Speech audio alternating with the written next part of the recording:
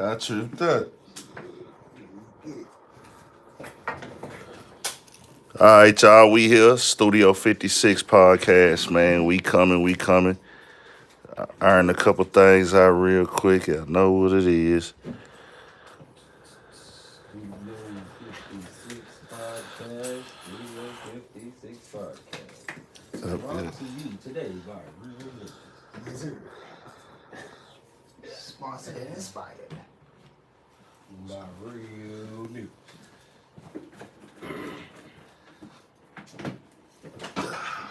Yeah, man. Oh, shit. I'm looking crazy on this motherfucker.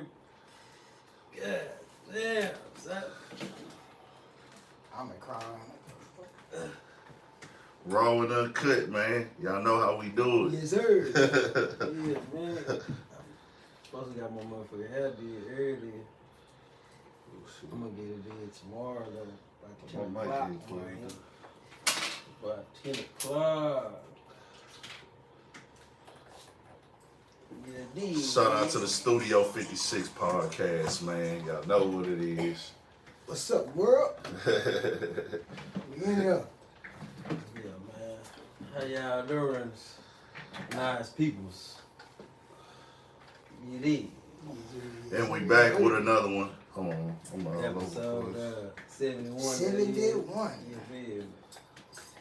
All right, man, my bad. We back. Studio 56 podcast, man, episode 71. Appreciate y'all tapping in on the YouTube. Y'all make sure y'all subscribe right here on the channel. Yes, sir. Urban Politicians TV. Also, make sure y'all go tap in on every thing that's in the description box.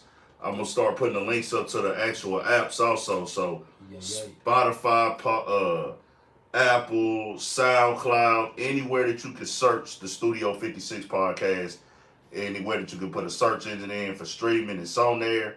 Also, go subscribe to the Studio 56 podcast YouTube channel, man. We rocking. We talking about the real shit, the raw shit every week, every episode. You come in here, you gonna get some type of entertainment. We gonna pop shit and we gonna keep it lit, man, for sure. So, episode 71, man. We in the 70s, dog. It's a lot that happened. We're gonna, of course, get into everything, but bro, what y'all did this week, man? Stayed down like rocks on the ground, man. You know what I'm saying? That's all a nigga can do right now. Staying down. Yeah, man. I was really just chilling, man. The fam went to Louisiana this weekend, so I had a cool, quiet weekend. So I was at the house, just cool and watching me some football and chilling, man. Yeah, nah, shit. I ain't really do too much this weekend either, dog. I was just, I don't know, did I do something? Nah, I didn't do shit. I didn't do shit this weekend, bro. I really just sat around, kicked it. I popped out for the boxing match Sunday. Went to that nigga BP crib, watched that hoe. But other than that, it was nothing. I didn't do shit really, bro. I think it's just at that point where a nigga don't be tripping about going nowhere majorly. You know what I'm saying? It's like it's whatever, the same routine and program on how it goes. Yeah. You ain't lying about that. Nigga don't be tripping. Yeah. Chilling. But this week though, I'm actually go to LA Thursday. So no, Friday. I'm tripping. Friday I'm gonna go to LA, coming back Monday. My flight coming back late, so a nigga gonna have to do the Monday episode Tuesday, y'all. We're gonna do the Monday episode on Tuesday, cause I'm gonna go to LA and be out there. My flight coming back late as fuck. I think my flight don't leave till like 6 or some shit. Oh yeah, you coming back late. So I'm gonna be coming back late than a motherfucker. Really wasn't trying to do the game like that, but it just happened like that, bro, with the flights and shit. The flights was pretty cheap though, so I had to go and grab them motherfuckers. I ain't gonna lie, though. I know a lot of niggas be popping they shit and they don't do this and they don't do that, nigga. I still fly Spirit, nigga. I don't care. Like, I'll let it be known. I don't give a fuck. I'm gonna always look for the best deal. Now, if another airline got a good deal, I'll jump on that. Like, if I see a United or American or whatever, I'm going with whoever got the best deal. I'm gonna wear my, well, I know this flight more comfortable, but I can save a little, I know that, okay, this ain't that much more or whatever. Fuck it, I'm gonna get the United, you know what I'm saying, or the American or whatever, you know what I'm saying? I'm gonna always go for the bang on the buck side, you know what I'm saying? But so I'm gonna pop out there to LA and shit, and we gonna see what happened with that. And Rolling Loud weekend. Oh, yeah. So that's gonna be something to talk about. I'm pretty sure there will be some type of news after after Rolling Loud next week. There will be something to cover, not even just on the police side. It's just something always happens around that time, like whether it's funny, whether it's somebody it might just be somebody had a lit ass performance. Something gonna be trending after that weekend. Something will be trending. A lot of shit happened this week. I think we got to start out with that versus battle, bro. I think that's the first thing. And it happened early in the week, but it was after our last episode. But I think that's what we got to tap in on first, is that versus battle, dog. What y'all thought about it, man?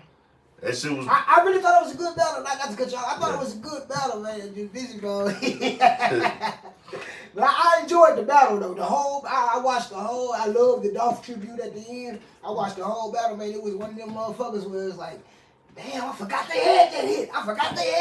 It was like, oh shit, it kind of enlightened me, re-enlightened me on some shit. Yeah. I kind of forgot about a few of them songs on both sides. Yeah. But it was cool though, man. It was entertaining to me. I watched the whole show. It was cool, man. I ain't see it till the next day, but I still sit down and watch the whole thing. And I liked it, bro. It was a cool little version to me, man. I like how Busy came back. He gained his composure, came back and apologized to everybody. Yeah.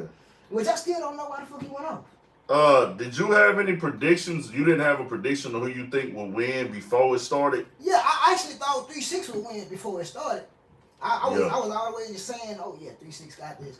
But then when I watched it, I was like, ooh, shit, it's a little closer than I anticipated. And I really still in my mind haven't came up with a clear winner. I mean, because they both, like I said, they both popped out with some shit I forgot about.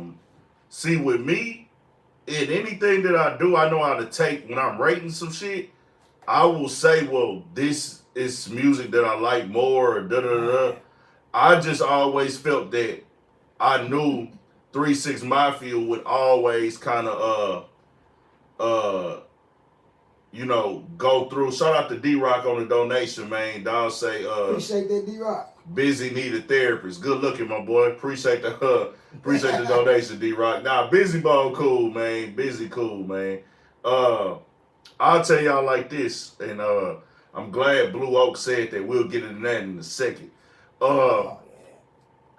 I picked 3-6 Mafia off the thing that I knew that they would be prepared. True.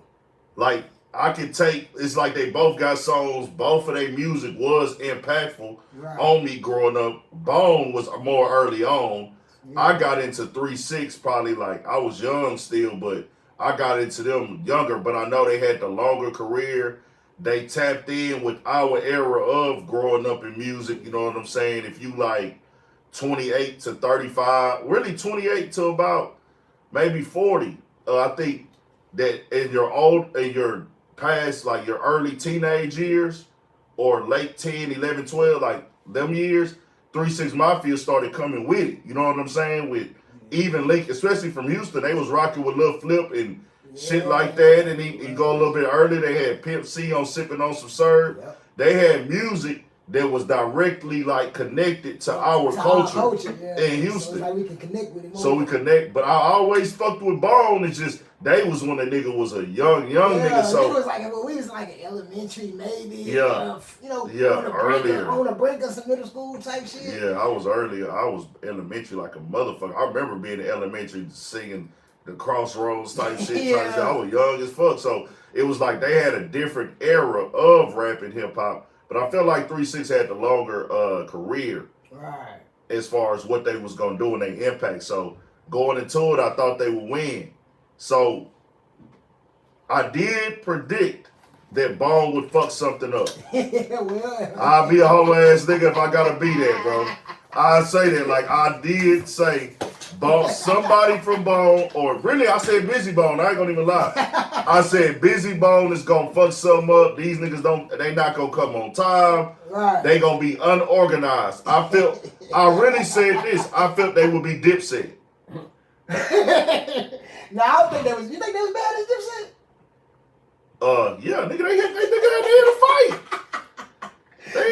But Dipset was horrible. At least Bone was kind of, you know what I'm saying, on point. Dipset was, they just fucked it up. I can't even say nothing else. They just fucked it up. Like, the Locks were that motherfucker from the starting ring, the starting bell.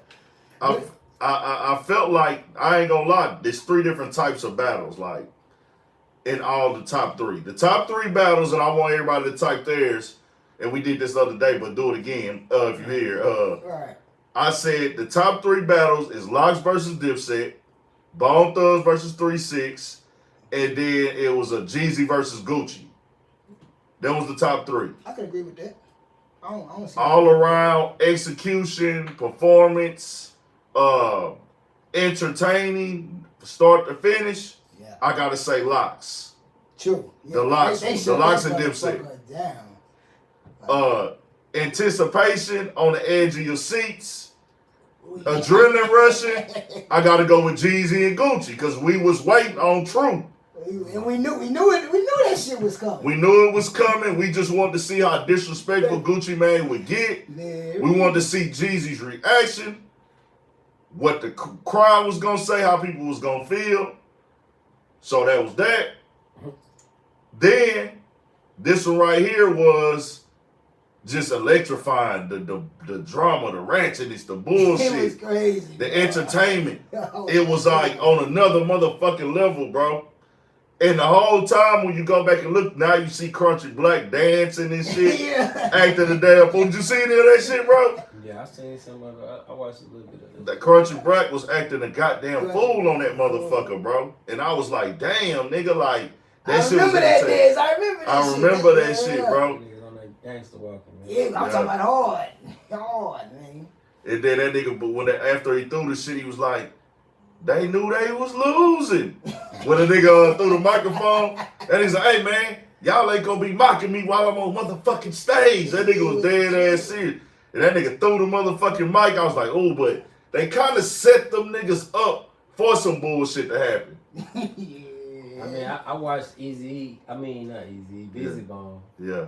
And he was saying he was like in character and shit. You know what I'm saying? And he was trying to keep it. You know what I'm saying? It was one of the things to where it was supposed to go like that. Right. But Juicy J shouldn't have said suck my dick. He said when he said that's when he went off like, though. Hold on, whole ass nigga, what you mean? That's when he threw the water though. But it was supposed to be like that, like that was really supposed to go out, but Juicy just came with some extra shit. Right. Well, you can't tell another grown man to suck your dick without it being a problem. Now that's right. that understood, and that's what Busy. Right, just in all honesty, bro. Who you gonna let tell you to suck their dick and it not be a problem, bro? Honestly, bro. I wouldn't even tell another man no shit. Like that's just certain ways I'm not gonna disrespect you, bro. Unless you push me to that, you know what I'm saying? To that disrespectful brink. But if not, it's certain shit that ain't gonna come out my mouth, man. I just ain't gonna disrespect a man like that.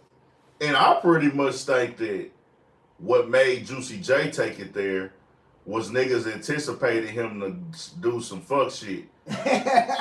Like, and he didn't really discuss it with them like, hey, bro, I'm gonna go do this and we gonna turn up, we gonna act like we got beef. They haven't. He was saying from the shit from, you know, the tongue and shit back and forth, Instagram and all this shit. Right. So he was saying he was just keeping that shit steady going on. Just trying to go to anticipation. Until the man told him, you know what I'm saying, what he told him. And then, which was if you looked at his Instagram before the show, he was up there, I want to see if they gonna denounce Satan tonight. Let's see. Let's see if they gonna denounce. Bro, he already had his mind. He already had his mind set up on some bullshit, bro. I fuck with Busy Bone, bro, but you came in. That's what I'm saying. If you watch the interview, he never denied that shit. Yeah. Like he was coming in there on some shit. Yeah. But that nigga told him. Yeah. You know what I'm saying? Well, see, and he wasn't feeling that shit. Juicy J, I feel like Juicy J shouldn't have said that to him. Right. But at the same time, Juicy J probably was like, this nigga gonna do some whole ass shit tonight. Right. Cause if I thought the shit that he was gonna fuck something up, I know everybody else was probably thinking he gonna fuck something up. Exactly. So they looked at it like, nigga, we turning up the crowd, we lit, and you gonna stop the show and say, hey, ain't nobody gonna be mocking me like I'm on motherfucking stage, nigga, while I'm on motherfucking stage. We already don't like you. You don't like us. We never squashed our little petty ass beef. Right. We never talked about squashing the beef. Right. So Juicy J looking like, oh, you doing that, nigga? We already there. We already up there. Fuck you, then, nigga. Suck my dick, then, nigga. Fuck you. Not that he should have did that, but that's just the mind frame he was in. It was very entertaining though. Busy Bone did come back out and apologize. They really did they shit, bro. Like when you really think about it, fucking Triller or whoever in charge of that, bro, they done took the quality off of Instagram, bro. They don't show the good camera angles on it. I don't even know how they was doing it at first, bro. Like they had closer camera views and shit like that. They took all that shit now because they want you to go sign up for the app. Right. So they want you to sign up for the app, or you can watch it on their YouTube channel. That's a better quality, but the quality was most definitely way more noticeable that it was not good at all. The camera angles were fucking garbage. It was still like 200,000 people in there at one time watching it, but it just became clear that they turned it into, and get y'all paper though, but it was just obviously noticeable that the quality was very fucking bad on Instagram, bro. I guess from a marketing standpoint, you can't really be hell nah. Somebody called into the channel who was actually there, bro. He said it was live as fuck. Yeah. Said the tickets was like $50 and shit like that. Damn. Said he went to that motherfucker. Said his tickets was like $50. Niggas really forgot Bone really hard though. Yeah. I forgot. I ain't never forgot. Cause the shit when I was watching that little shit I watched, I was just like, yeah, really. I mean, I was on some shit 3 6 Mafia because they more current. You know what I'm saying? But the Bone brought out some of that shit. Some hard old motherfuckers, man. I ain't lying, bro. Niggas did bring out some of that shit, man. Yeah, they ain't even do first of the month. And I was surprised by that, bro. Yeah, I was like, that had to be done. But I think, like I say, when I think that time fucked it up, yeah. That shit took a few minutes, bro. Because I seen they were saying they had like 4 songs or some piece left or some shit. Yeah, they probably threw off the whole game plan. I'm pretty sure they did. It was dope to see. They both brought Houston out like a motherfucker. That was cool too, man. They brought had out a good look. Yeah, they brought out Bone brought out motherfucking Crazy Bone. Brought out Crazy Bone, brought out Chameleon for Riding Dirty. Bone also brought out Lil Jon for that I Don't Give a Fuck. That was a banger back. And Lil Jon performed that bitch like a motherfucker. Like, that nigga naturally like he just naturally hype man. As soon as he hit the stage, nigga, I ain't gonna lie. But when I seen it come out, I can't even count, nigga. I jumped up like, oh shit, nigga, Lil Jon, nigga. Yeah, that nigga came. They told told that boy in a minute. I slept. Then 3 6 ended up bringing out Lil Flip. Yeah. That was crazy for the Rod Spinner shit. And then they also brought out they brought out Lil Wayne for they shit. I think it's Bands to Make a Dance. Yeah. Then Juicy J brought out Wiz for the song they got together. That little song they was pushing a few years back. Yeah. They did that. Then, they did a big moment, bro. They did the Tennessee shit, the Stay Fly. Yeah. They brought out 8 Ball of MJG. And they brought out Young Buck, man. That was hard. That was hard. That was hard in the motherfucker. That song's still hard to this day. Bro, that beat. That beat was insane. It's the beat, bro. That beat is so, because you know that's a classic ass song. Yeah. So the remake of that bitch and how they got them motherfuckers. Bro, them niggas some hella producers, bro. DJ Paul and Juicy J, them niggas produced their ass off, dog. And then they brought out Project Pat. You know that's my boy, man. Yeah, shout out Project Pat. Man. Project Pat came in that bitch. Goddamn, Gangsta Boo was on there early on, and then they brought out motherfucker. What's the other lady name? Goddamn it, man. LeChat came out too, man. Yeah, LeChat came out, man. They did they shit, man. Rest in peace, the Lord Infamous. Yes, sir. I fucked the Lord Infamous, man. The other, remember, I wasn't just really one of the pioneers of that triplet flow. Yeah. And that's facts. If you don't know, you just don't know. Yeah. That shit was great, bro. Man, that was a great. That was a good. I love hip hop, bro. Like I really love this shit, bro. When I see this type of shit go on. So, and we'll move on in a second. We got 2 more people that we can probably. I came up with these 2 artists because these are the 2 the people that haven't battled yet.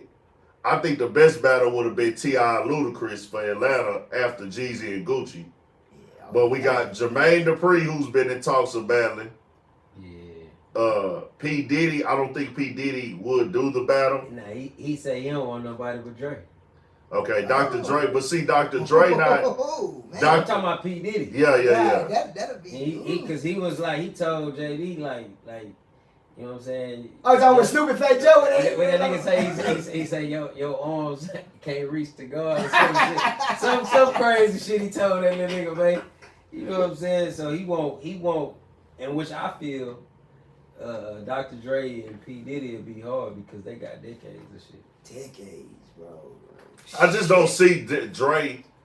Dre ain't never really been a performer like that though, bro. That's the thing. Yeah, I'm just saying, you know that. Of course, he can pick up bags. I think that'll be a bad motherfucker. That will. Musically, yeah. Well, Yeah. Cause you got they can go neck and neck, you know, whatever Back level. and forth for hours, nigga. You know what I'm saying? For hours. Drake can go back a little bit further because he got that shit in the 80s with Easy them. You know what I'm saying? So that shit'll be dope as hell.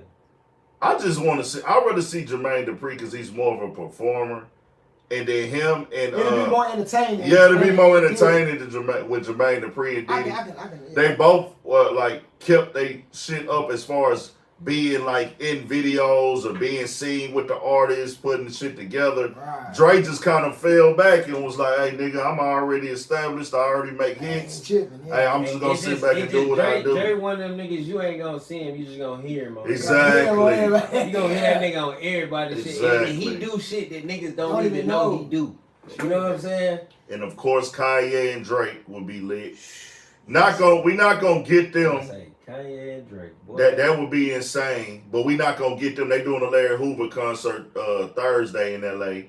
So that's something that's gonna be some news. That's gonna be something going on for shit show. But we not gonna probably get them to. You know what I'm saying? Right. I think, bro, really, right now it would have to be T.I. and Game. Would be the best shit because them the only two niggas that ain't. Them the only two niggas that they haven't battled. Interesting, man. That'll be cool because them the only two niggas that haven't. But T.I. again, I'm trying to see. T.I. I feel like T.I. got more hits. Way more hits. Without a doubt. I don't see Lil Wayne doing the verses. I don't either. I don't see Lil Wayne doing the verses. It could be Lil Wayne and T.I. That would be a good versus. Lil Wayne would win, in my opinion. What? Go smoke it. But Lil Wayne and T.I. But I don't think Lil Wayne would do one. I think Game might do one. Oh, I know for sure Game would do one. Game and T.I. That's right up Game, man. T.I. was adamant about doing one. Yeah. I don't know about T.I. T.I. smashing. See, I'm speaking on like things that's possible. But that'd be entertaining though. No, I'm just saying like that hoe that wouldn't even. Yeah. I think that'll be kind of like not saying But Game. what Gary Bush say, Lil Wayne versus Jay-Z, man? What's the possibility? But no, that's not. We're not getting the Jay-Z verses. That's I'm speaking in reality. What's things the that possibility? I'm speaking about the people that would reality happen. Now that would be a dope. Yeah. I could come up with 1,000 dope ones. I'm But talking something about that's ones gonna actually happen. that could actually possibly happen. I ain't gonna lie, About T.I. gotta go against Luda or somebody like that. Luda already went though, so that's out. He gotta go. Ludacris already went, so that's done. He can't fuck with the game. The game.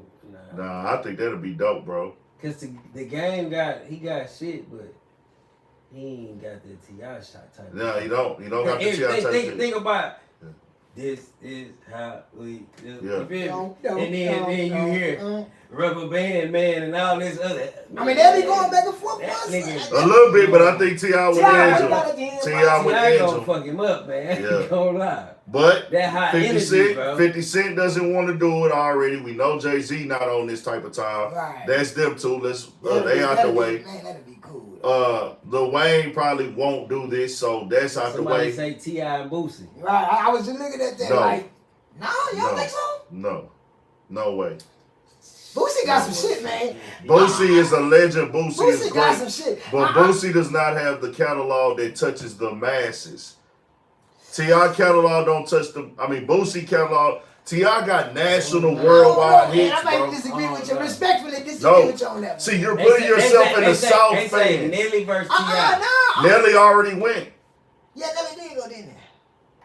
Boosie most definitely has hit records. We're not going to deny that. Right. I'm talking about 20 songs, nationwide hits. You don't think Boosie got that? No. I don't know, man. Nation. I'm not saying he'll beat T.I. But see, I'm not talking about... People know who Boosie is. People fuck with Boosie. Boosie probably got a good 7 songs that will reach and make people say, oh, I remember this. Outside of his region, his core region. I don't know, man. He got just 7 club songs that'll make a motherfucker get up and go crazy. So I know it's. I mean, I'm at the shit there all the time. They say Currency, Crit. They say Twist and Buster. Twist and Buster would be a good one. That'd be fucking. Ooh. That'll be a great one. That's what I go to in person. Yeah. Twist and Buster would be great. Plies versus Boosie. And what I'm saying is that I'm not downplaying Boosie's catalog credibility. Is he a legend or not? Right. I'm talking about he was an independent rapper that Game and T.I. and them niggas had massive like push and and then Boosie went to jail when he started at the height of his shit. At the height of his shit, them niggas was still releasing while Boosie was locked up. Like Boosie went to jail. Boosie was an underground. He like an underground independent legend. Say T.I. No, you said Rick Ross already went. Rick Ross already went. But he did say he got another catalog for niggas' ass though. Who, Rick Ross? Yeah, he did say that. Rick Ross got a lot of songs. He do. He did say that. Oh yeah? Yeah. I don't doubt him neither though. UGK cannot have a versus without Pimp C, so that's not. Y'all just typing shit. You can't do that. I'm sorry, brother. Jeezy already went. Tech 9 and Twister? No. Yeah, you don't think so? No. Because don't nobody know too many Tech 9 shit like that. Shit. He'll lose the crowd. And that's if his crowd. Yeah, True. Meek Mills. Ross already had went though. Meek Mills and French Montana. TJ never left. Somebody said that Cash Money versus No Limit, but it gotta be the early Cash Money versus No Limit. It can't be Wayne whole catalog because Wayne had a whole separate career. True. So it's gotta be the 98 to 2002, and they can do that. 98 to 2002 Cash Money. And that first 98 to 2002 with No Limit. Ooh. Yeah. I gotta ride with No Limit on that one. Just based on the time spans. I ain't gonna lie. In the 90s, No Limit was fucking shit up. Yeah. He was I ain't gonna lie, because Cash Money come on into 2000s and shit. Yeah. You know just what I'm saying? just on like that 99, 2000 type shit. That's when niggas start making it transition to Cash Money. I think Juvenile had 2 little smashes. If you a soldier, partner. Type He had like 2 or 3 joints on there. 400 degrees. No, that was on the other one, the Soldier Rag. Soldier Rag, okay. Right, okay. That's a hood classic, but Yeah. but like the same situation with Boosie, a lot of people wouldn't gravitate to a lot of people. Yeah.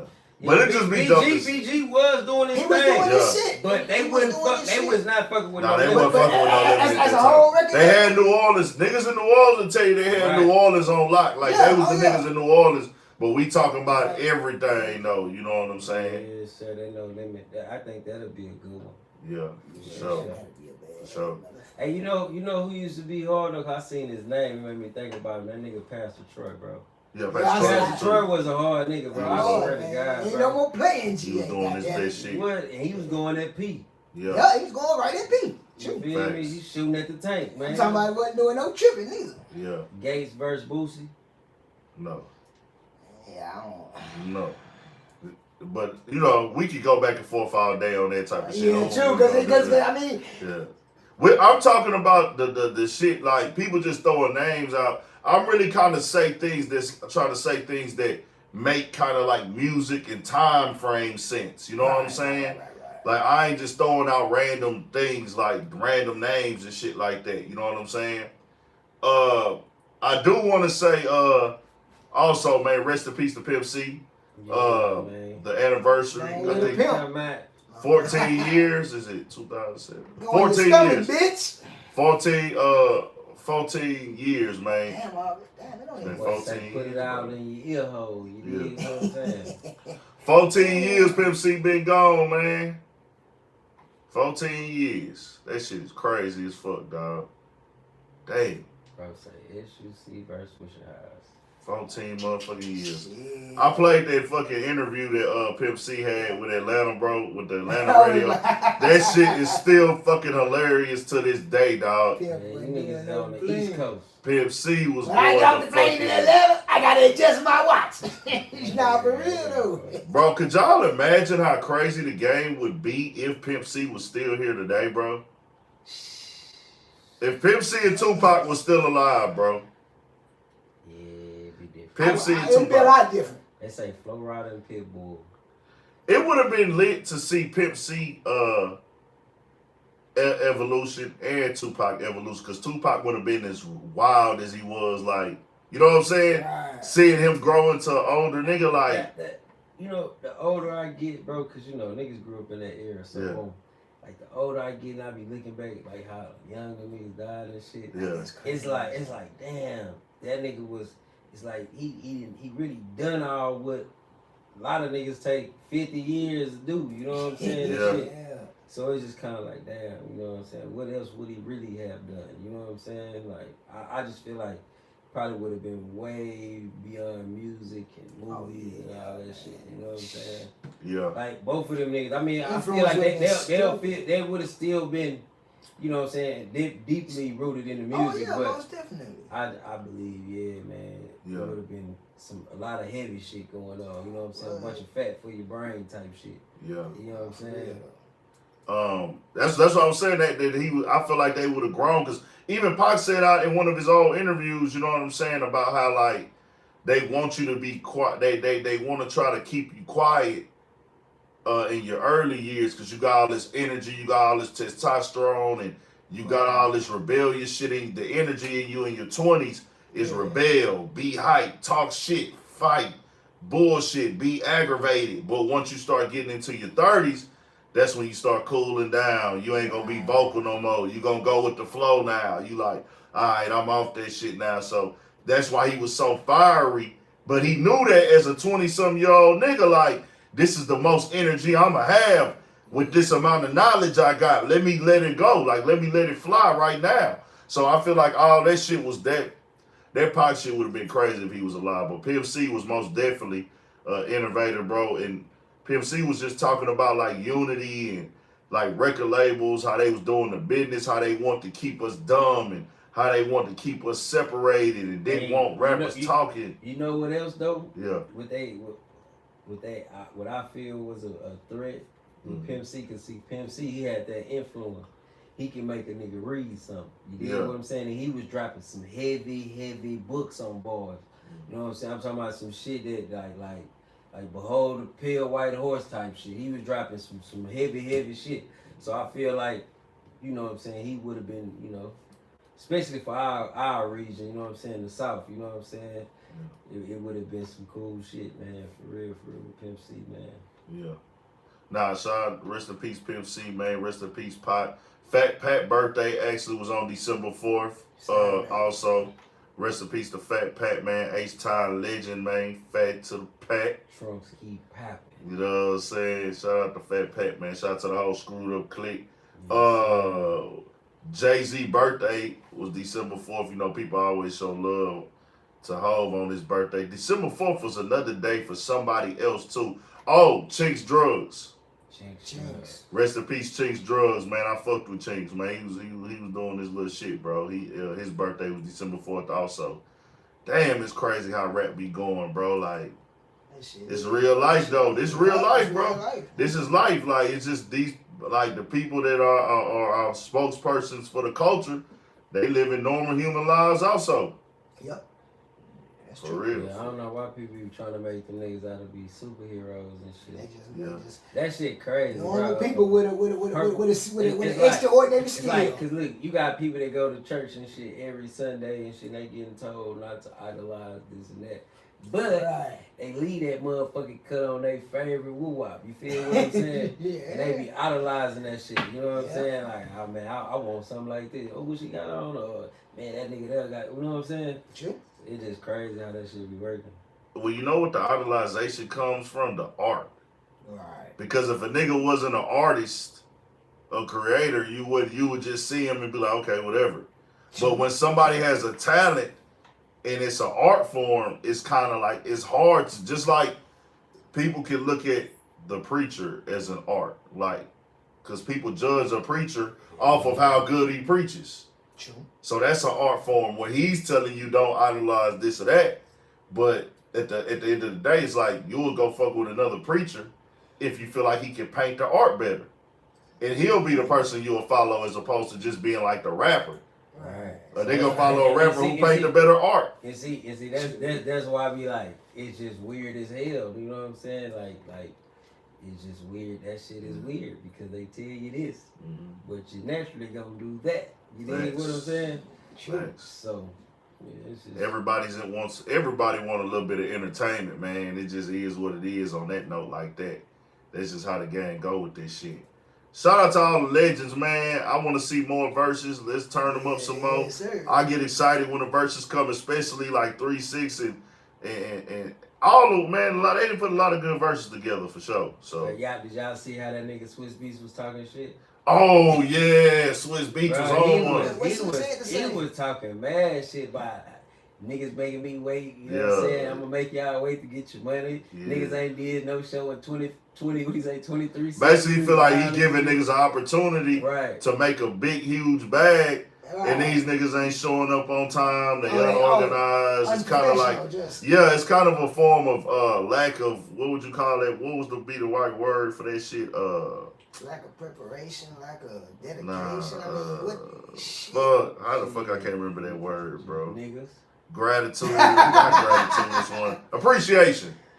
A lack of appreciation. I mean, he putting the whole thing together. It'd be hard not to look at it like that. When Exactly. You know what I'm saying? Because he want to keep the fans there. Like his goal is to keep as many people locked in on this shit as possible. Right. And when niggas is not coming late, people are clicking off. True. Do you bringing the stock down for the next opportunity? You know what I'm saying? That is true. You making people like, man, these niggas be late. You want your reputation to be on point, especially when your name is tied to it. And you know, Swiss not a young nigga no more. He older, so shit got to be done. Yeah, he wanted to be right, nigga. He don't want to be bullshit. You can't knock him for that. Shit, you gotta think that shit started with him and Timberland just on Instagram, just on some shit, on some beat shit. On some beat shit. And shit, they didn't took it in the elevator and brought everybody in. Ran the bag up, gave other niggas bags. They did. Everybody getting the bag. Niggas getting concert shows. Them niggas, man, Swiss and Timberland, they did some big shit for the culture with this versus shit, man. Undeniable, bro. They got music people ain't heard in a long time. Yeah, man. It's making people's streams go up. All that. It's like all the way around. They most definitely push the culture forward with this shit, bro. You gotta give them niggas they flowers, man, for shit show. But hey, that's that, man. I want to talk about the Lil Wayne situation. The headline of this story reads, I'm gonna read that real quick. Yeah, baby. Please say that, baby. I really don't know exactly what happened, so I ain't spoke on the shit yet. My guys on. It says Lil Wayne allegedly pulls gun on his security. Cops investigating. How big security? He denies it happened. Damn. So I'm gonna go read. Let me go to TMZ and read they little write up because I think they the ones that. How big was Buddy? You know what I'm saying? The security guard. Yeah, I know he got to be about 6'5", 200-300 pounds. Cause my size, you hear me? Little nigga. Probably smaller than you. Shit, hey man, I don't knock you. Get your big ass on, nigga. But why would he have? I don't know. Let's see. I'm gonna bring up. Buddy could be capped though. I feel like he capped. Lil Wayne denying it.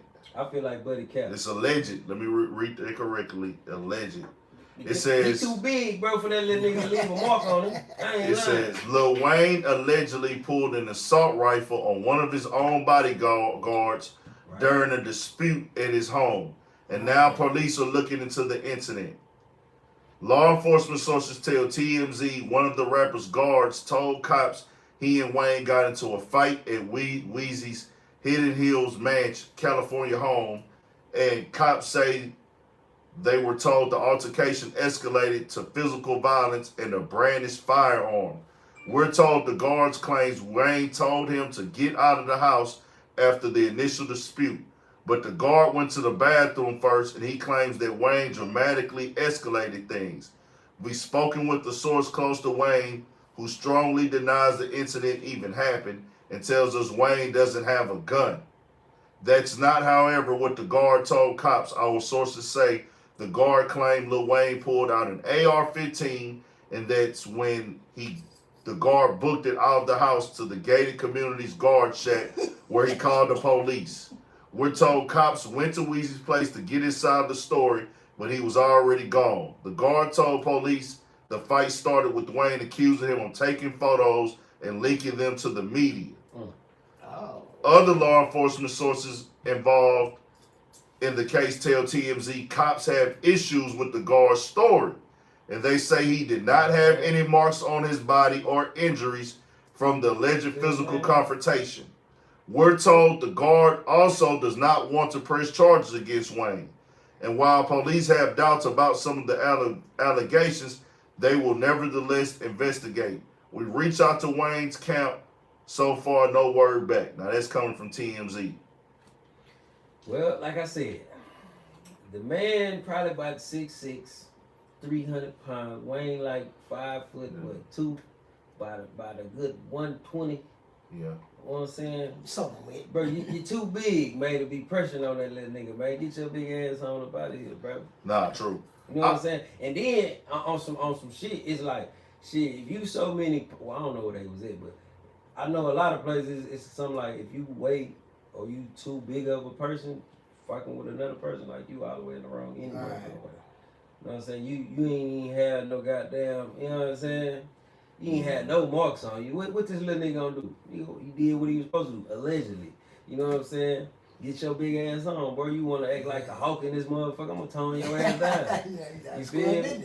You get the Jolly Green in this motherfucker. Give you what you're asking for. I'm gonna inflate your big ass. You know what I'm saying? Yeah. Shit, it is what That it shit is. crazy. I don't know, man. Yeah. Wayne is in it. I don't see him put it on then it's like a nigga told you get out your house. You know this nigga probably taking his time and Said he went to the bathroom. Bitch ass nigga, I ain't even finna rap. Oh, so he thought it was a game. You feel me? Fuck all that. Probably would have upped on it too, nigga. You think it's a game? Get your bitch ass up out my house, ho. Come on, bro. Only problem with this, Wayne can't have a gun because he's a convicted felon. That's the only problem. And that's why bitch ass niggas told. He told because he Sure, know that shit. because he know that shit. Bitch That's ass. fucked up.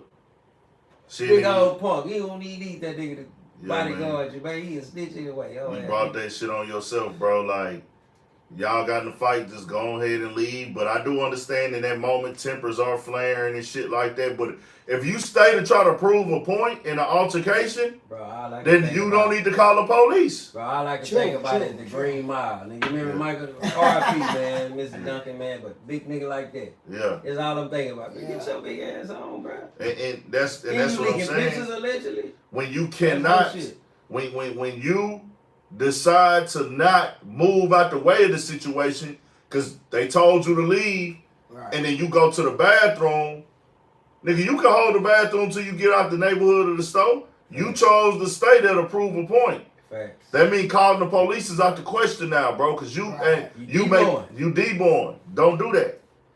And that's why I talk about avoiding shit, man. Like avoid the bullshit. Yeah. Don't go to some shit. Don't put yourself in a problematic situation and then act like you a victim. Right. Nigga told you get the fuck out his house, get out his house, my nigga.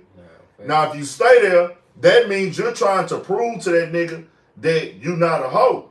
Facts.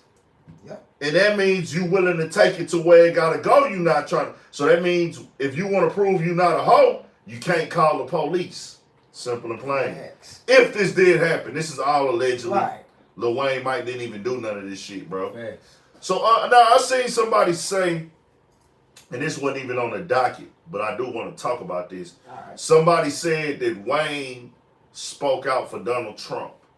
And, you know, whatever, like, who cares, da-da-da. I mean, he did, but I mean, shit, that's Hey, bro. his preference. If you turn down an opportunity to speak up Nigga ain't never played for a nothing. president to get out of jail, you're crazy. I'm here for a nigga standing on his pride and his morals, but this is a conversation we need to have that Say, fam, Republicans or Democrats do not have your best interests, my boy. And that's a fucking fact. They do not have your best interests. Hey, he ain't did nothing wrong with the next motherfucker what it is. Nigga, that's a get out Kodak. of jail free card. Jack. Kodak. You ain't never played Monopoly, nigga? Any nigga that I ain't speaks seen nothing out. wrong when he done this shit. I ain't never had nothing bad to say about this shit. Like We got caught up in the Democrat Republican shit or Donald Trump being a racist. Why? He had y'all niggas with money. Now your ass out here broke. I could. Well, Hey. well, whether we had I'm money. just saying. Well, no. Niggas doing a lot of Whether- fraud right now. Well, Facts are the facts. well, whether niggas was broke or not, I want to be like just on my side of the spectrum of it, where I do understand that part of the issue where niggas is like, okay, well, man, Donald Trump is a racist, but it's like I got an opportunity to be free. How can I knock a nigga for taking an opportunity to be free when, hey, has Biden done anything to show us that he's not a racist? Come on, man. He just as bad. He's on record. He literally does shit in his interviews. And Yeah. He be doing all type of whole ass shit. And then it ain't like it. Y'all be talking about that racist shit. It was like, bro, every president we done had is racist, bro. Yeah. I swear to God, nigga, even motherfucking Barack Obama. Come nigga. on now. Everybody. Niggas is racist, bro. All them niggas. I'm gonna tell y'all like this, bro. Understand, I will never vote until either party apologizes to the black community. If you don't go on there and apologize to the black community, I will never vote. Right. It is what it is. Because you at least acknowledging what this country is really about. Right. You want me to take your word and follow your plans and vote for you and praise what you got going on. I am thankful for the opportunity that we have in America that other countries don't have. I know one thing. When it comes to this Democrat shit and Republican shit and being American, I feel like them shits is different. You know what I'm saying? Because this just me. You know what I'm saying? I wouldn't want to be born nowhere else. You know what I'm saying? I wouldn't trade this shit for nothing. Yeah, I don't know nothing else. It's crazy as it may sound. Nah, that's not crazy. You seen how they living in other countries, nigga? I'm not trying to. That's not crazy. Have you seen how they living in other countries? That's because the shit be so The crazy. reality of the situation, bro. Look how we living and look how motherfuckers in other well, countries. My main thing is this. It ain't about what a nigga living there or none of that shit. It's all the motherfuckers who trying to get here. You dig what I'm saying? That's we just got through talking to him. Hey, just got through what that man just told us. Bro, it's about the motherfuckers who want to get here for these opportunities that as I feel like we look over that shit because we already here. You know what I'm saying? And then not only that, not even just like who want to get here or who want to be here. Right. In the aspect of, I will say this because I don't want people to take that like other countries, all these other countries or everybody in Africa is poor or broke or fucked up. Yeah, it's a lot of rich, affluent motherfuckers in Africa or other parts of the world who got money too. We just don't see that side of these niggas be rich and then it's poor just like it is here. It's rich and it's poor everywhere. I just say that this is all a nigga knows. So I can't say what it would have been like if I stayed in Africa. All I can say is what happened here. Acknowledge the faults, the demonizing, the tearing down, the destruction of the black community. Once you acknowledge that, and with an apology, because that's the first form of that you know you did wrong is an apology. Right. Everybody else gets at least a head nod for any situation. Guess what happened? Anytime somebody else does something wrong to any other group of people, we are going to apologize. We are going to apologize. You disrespect the Jewish community, you apologize to my nigga if you got anything going on. Niggas is scared to offend them. Niggas is scared to ask for their apology too though. Yeah, hey, facts. I ain't gonna lie. Cause all the militant, strong, army-minded ass niggas, what they be doing? Shining they motherfucking boots, holding on their guns with their fucking mouth closed, nigga. Hey. Only want to step out to pull out their guns and walk around so you can get on camera and be like you doing something, but that shit don't be doing nothing either. You know what I'm saying? Asians, Nigga, no. You cross that line, it's going down like that there. You cross that line. Get your shit took down. It's a fact. Yeah. Make a nigga apologize and put out a statement for disrespecting them with words. And that's crazy, man. Asians ain't never been slaves in America. But you releasing American music and you offend them with words, you have to give an apology. Yeah, that's the whole little law was about. You can't do nothing against the You can't say nothing and that's offensive. y'all boy Biden. Nothing For all offensive. you Democrats out there. You can't say nothing offensive to the LGBTQ. Oh, yeah. Sponsored by President Biden again. Actually, Obama gave them the first wave. He was still there. He was there. Yeah, but he no, was in the Obama, office. Obama He the was one in that the gave office. them. But He was in the Obama, but office. no, He was Obama part was of in. that shit. But He was a Obama, part of that no, shit. but hold on. He been a part of that But shit. no, though. he was. But I'm saying, It ain't no was. He no, is. it is. But I'm saying Obama was the leading reign of that. He never got up there. He never got up there and said, "Hey, I want to speak for the black people in this country in America right now. Racist. I want to speak for the black people in this country right now and say, hey, I feel America owes black people an apology for what they have been through. But instead, you gave other motherfuckers more voice and more power. True. Yeah. Off of their sexuality. Not off of them just being alive. Off of their sexual preference. Not because of the color of their skin. You make a decision, that's still a preference. Like, you don't have a preference of what your skin color is, my nigga. Facts. We can't change our skin color. You can possibly change what your sexuality is one day. You have a choice. I mean, hey, this is what you like, this is what you prefer. But if you wanted to, you could change that. You can't change that you was born black. You see what I'm saying? Michael Jackson did. Whoa, shout out. That nigga was still a nigga. You still had black jeans, my nigga. You can't change your black jeans. Nah, for real though. I mean, Yeah. I definitely feel everything you saying, my boy. I definitely feel that. Both of y'all got hella points, bro. You know what I'm like, saying? nah, for real. Are we saying the same thing? Yeah, we just saying the same thing. I was just saying, bro y'all saying gonna it's speak different. for the Yeah. Politically correct, and then you gonna come off the wrong side. You feel me? So, you know, yeah, it is what it is. You know what I'm saying? But like I say, man, the best that we can do as a people, bro, is to get on a social level, bro, to where we equal. You know what I'm saying? Right. Yeah. Get our economic game up, get our money up. You know what I'm saying? Spend money with each other and not pull each other down. Go shop with this person, shop with, you know what I'm saying? But it's, I mean, like, That's because that's the biggest racism. You know what I'm it saying? is. And that's, To be that's, honest, you that's got what a point, bro. that's what holds us Okay, down, BP bro. did. BP just made a good point. They put Asian camps over here after the war. Yeah, They did that. That was fucked up. That happened for a few years, right? Yeah. That was but there was nothing that said that that kept the Asians down Right. from this, you know, from growing and things put in place to destroy Asians. You know, even though Asians were treated very badly over here too. They were And treated. what war that was when they Hiroshima? Yeah, when that was they like World War One or World War It Two. was like they, One or dropped, two. they dropped the bombs on Hiroshima or something Yeah. like It's that. like World War II. Yeah, World War Two, I think. Yeah.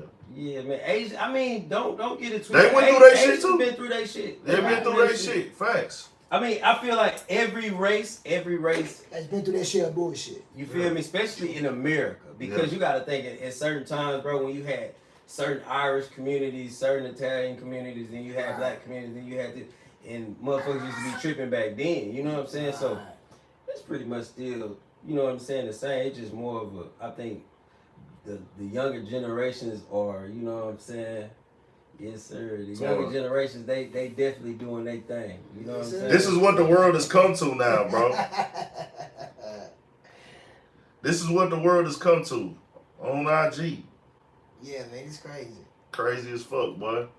I also we could go back and forth about that shit all day, man. But fact, shout out my boy Illuminati tapping in, man. Appreciate your family. for shit show. It was something else that went on that I wanted to touch on. Oh, yeah. Shout out, man. Hey, that's a cool cat. Oh, okay. That's a cool Speaking of making false reports, I meant to say that earlier, or claiming somebody did something or didn't Do not ever follow the footsteps of Jussie Smollett, bro. Oh, They is taking that nigga to trial for He making up that motherfucking false story about them niggas being racist and homophobic against him. They ain't playing with that nigga, man. They ain't playing with him at all. They taking this nigga to trial right now, bro. He might have to fuck around and sit down. To jail. He finna do some time, bro. Unless he paid against the probation, but he going to jail. Bro, he facing real criminal charges, bro. nigga. He made a whole thing. About You remember TMZ went crazy and all that shit? He dry. And all kind of people bagging him and all kind of shit. I think that Empire shit. You know what I'm saying? You know, like losing the show and all that shit. You know what I'm saying? You went crazy, like kind of lost it. I don't know. Trying to push his career, bro. Yeah, you know what I'm saying? You know how they try to stage shit too. Yeah. And there's so many other ways you can push your career. That shit backfired on Buddy. I'm talking about. Bro, he should have just stayed down, bro. Juicy Smollett. That nigga should have just stayed down, bro. Stay down, bro. Stay down. Don't ever try to get out. You gotta make little moves. You gotta finesse a little bit. You gotta make plays to put yourself in position, but don't do no shit like that, bro. You know what I'm saying? Then that nigga BP say them two Nigerians. Yeah. Bro, you heard them Nigerians, bro. Them niggas over here trying to chill. You fucking up their green cards and shit. They actually put out another motherfucking story on these niggas, bro. Let me see what the fuck he talking about, dog. Come on, man. Man, don't even disrespect the man Pike like that, family. I can't let you do it. So they were saying that the nigga hired the two niggas, the nigga and his brother, hold on. So, I guess they saying the nigga was gay too? Who? The nigga that he hired to work with him. Oh. And they got some, oh man, this shit is just getting trickier and trickier. Man, he say Jesse. Yeah, that nigga he did say some disrespectful like that one time. He was a new Tupac or something. I remember that shit. Yeah, he said that? Yeah, he said that shit. I remember that shit. Nah, for real, he did though, bro. I put on the last video I did on that nigga, I put the video clip up of his fucking interview, bro. And it was a day I really didn't have shit going on. I think that was like when I first started going back outside, maybe. And I made the video of the nigga like the interview with him sitting there telling the lady everything that went down and shit. And it was like, bro, when you look at that shit, like, bro, this nigga is fucking nuts, bro. That nigga made up a whole fantasy, nigga. He should write. He should write a script. Damn. Story. Damn. I'm telling you, bro, that Empire shit went to that nigga head, man. You had to, bro. That just was some bullshit. Don't be that person, bro. Don't be that guy, please don't. Please that shit gonna backfire. I can't, nigga. You know how you be like, man, free that man live. You trip the fuck out, yourself, bro. Like, damn. You fried, nigga. Niggas is crazy, dog. For real. That's crazy. Nah, this ain't good, bro. What the fuck? This shit is different. Yeah, Journey is the star of the family. Yeah, she is. I think everybody had a crush on her. What's that movie, Eve's Bio? What that was? I think that was Eve's Bio. She was in that motherfucker when they did the little voodoo or some shit and they killed the daddy or some shit. Eve's Bio. Yeah. She was. Daddy whooping on that shit. Daddy was on freaky ass nigga. Let me lay my finger on you. Yeah, he was a motherfucker. That nigga was like a doctor or something on that boy. Yeah, that shit was crazy. Let me lay hands on you, baby. Head ass. That shit was wild as fuck at that time, bro. The nasty ass. So now a big thing happened in media, you know what I'm saying? Interview with academics and Young boy. Academics and well, nah, that happened last week. We talked about that last week. Academics went on $1 million worth of game. Oh yeah? Okay. Yeah, that was like a big thing. Yesterday did some crazy, that's gonna do crazy numbers anytime academics touch on some shit, you know what I'm saying? I think it brought a lot of light to the game. Academics gonna speak his side, put his points out there. They kind of asked him some good questions that the people was wanting to know.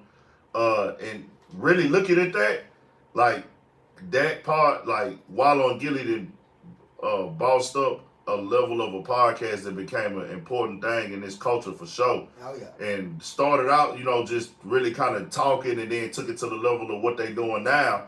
That's dope as fuck to see. You know what I'm saying? For anybody to do. Academics that turned his shit up another level from a nigga that was just sitting in the crib making YouTube videos to now all the way to the level of being on one of the most hip hop impactful hip hop shows of this era. Yes, sir. For sure, with the Everyday Struggle shit on Complex. Right.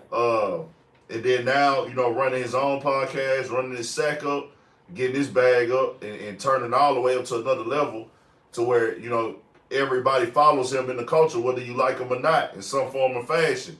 You have to see the nigga. You have to acknowledge what he has going on. You know what I'm saying? If you in this culture, it's undeniable now. He's cementing in. I just think though, a lot of times, people, when you tell niggas the real, they'll say it's hate. You know what I'm saying? And we got to talk about the biggest niggas in the game. You know what I'm saying? The biggest platforms. If you running hip hop media, you gonna talk your shit about being the biggest hip hop media, right? You gonna talk your shit about being the top nigga in the game. So you gotta expect people to cover you if you the biggest nigga in the game. People to speak on what you do and what you say. Just like if you the top NBA athlete. You know what I'm saying? And then especially if you speak on other outlets yourself. And you speak on other creators yourself. Right. So me speaking on academics, I think that sometimes he singles himself out a lot. Like he's the only nigga that people give backlash to or have problems with. And that's the real thing that I disagree with that nigga. Like, man, y'all be focused on me. What about the rappers? What about the rappers? And I'm like, bro, you not the only media outlet, nigga. But you know, on some shit. Yeah. Bro, gotta get in tune with it. What the fuck he be doing? Cause he gets full of his little henny. And get online and get the popping shit, and then be like, oh, man, why they coming in here? I'm the victim. Well, he knows that. He know he's not dumb. This nigga's smart. Like, come on, bro. He knows that's content. He know that's gonna make him go up even more. Right. He knows that his supporters want to see that. You got to think this a nigga who hid behind a character online for multiple years, basically running a fake. That's like the fake niggas in the comments that type disrespectful all day. Right. It's just you did it in YouTube video format. So it's like the shit was genius on the business side of it. Right. But when you gotta know, and like I say, it's one of them things where I just don't agree with a nigga kind of symbolizing himself as a nigga like, what about me? And I know he's defending himself in that moment, but every media nigga or personality who is disrespectful, somebody is gonna pull up on you. Somebody is gonna try you. Yeah. And the thing is, your comments and your opinions are gonna offend people, especially when you're doing it in a sarcastic way. Right. Sarcasm is a form of disrespect in our culture. That's black culture in general. Like being sarcastic, Charlemagne the God, what happened to him? He done been ran up on multiple times. Chased the nigga outside the radio station. Vlad TV. Everybody know what happened with Vlad TV and Rick Ross. Say Cheese did some shit in his early years. Got into it with Kevin Gates. Yeah. Other Zach TV, God bless the dead, God bless his soul. We saw what happened with him. Right. The energy he was putting out, it backfired. You know what I'm saying? Not saying that it was an exact interview, but you get what I'm saying. Yeah. You playing close to the streets, it can happen to anybody. Just because you're a media personality don't mean you off limits. But you increasing them chances if you putting out a certain type of content, you playing a certain role. And I think like people have went through this before, academics like Wendy Williams. Niggas can't stand Wendy Williams. Yeah, no, they can't. Niggas can't stand Wendy Williams. Nigga, they call her out, they talk bad about her. Academics not the only nigga. To be honest, nigga, I don't even put and promote bullshit on my platform as far as actions. Do I cover the bullshit news? You motherfucking right, I got to. I cover the bullshit. I'm not here to point the finger. I make money off the bullshit at times when they monetize a video. They might be covering some bullshit. Right. But my approach on my platform is not to instigate, make it funny, right, or dehumanize rappers because they act gangster and talk gangster and But guess what? Niggas that came at me on some fuck shit before. Right. 100%. I'd have been threatened by niggas that's in the same city as me. Yeah. Facts. Niggas ain't gonna bust a grape. But I'm just saying, like, niggas do that. They look at you as, oh, nigga, you ain't fucking with me, nigga, fuck you, nigga, you da da da da. Nah, So when the nigga get up there and, you know, pop his shit and act like, well, everybody just talking about me? Nah, nigga, everybody who does what you do go through this. If you come in the game and you try to get under people's skin, you know that that's out of line. True. If you try to make a joke off of somebody else's tragic situation, you know you crossing the line. Yep. If you use your platform to highlight and make fun of a nigga, you know what you're doing. You capitalizing off of a embarrassing moment, a losing moment for somebody, True. Which is fine. Do you. But don't act like you don't know why niggas be mad at you. Right. That's my whole thing. That's the only thing I don't agree with on that. Right. Don't act like you don't know why niggas is mad at you. Then play the victim role. Then play the victim role. I don't know what's going on type of shit. Like, and niggas say, people call me out. People call, why y'all not going at the rappers? Why everybody going at me? Niggas do go at rappers, nigga. Yeah. Every day. Huh? Every day. The thing is, that's what I say, like, when you say that, make sure. That's why I don't like, nah, nigga, take responsibility for what you do. I gotta take responsibility for everything on this platform that I do. Right. Don't try to act, oh, why y'all ain't pointing the finger at the rappers? Nigga, these rappers put out this music. These niggas have to face the music that they make. True. Every concert, if you a street rapper, there's a nigga in that crowd looking for an opportunity to take your chain. Yep. Or rob you. Look how many rappers are in jail right now for the music that they make. Think about how many people, nigga, they tried to end rap music before. Yep. They tried to take, the government tried to stop rap music. It is what it is. It's too powerful. So that's why I say all the finger point, nah. Take responsibility for your actions and what you do. Don't point no fingers at, well, what about them? Everybody get their own return in the shit that they put out. This is yours. Right. You want to be the top dog in this shit, you got to take responsibility. Vlad got the same treatment. Vlad don't go nowhere without security, and we know why. Exactly. You're right. You post up crazy, disrespectful shit at times. Right. It is what it is, bro. Yeah, that's true. You rich, you popping, you making money, but that's the downside of it. Right. You can't get out here, and he knows this. This is why he don't go outside without security. True. You know the downside of this shit, so that'd be my whole thing with it. I want to live a little bit more freely. I like to move around how I move around, and it's just not in me as a person to do and say and promote and push certain shit. Right. That's just me. So everybody else got their own opinions about that shit. Overall, dope interview. Keep doing y'all shit. Keep going up. You know what I'm saying? I gotta check that out. Yeah, it was a pretty dope interview. You know what I'm saying? And things of that nature. But you know, it was an entertaining moment. Man, LeBron James, they called out the NBA though. Did you see that shit? Nah, I ain't seen that one. Yeah, man. That nigga, I'm finna play the clip right now about the COVID shit. He spoke on the COVID shit in the press conference the other night.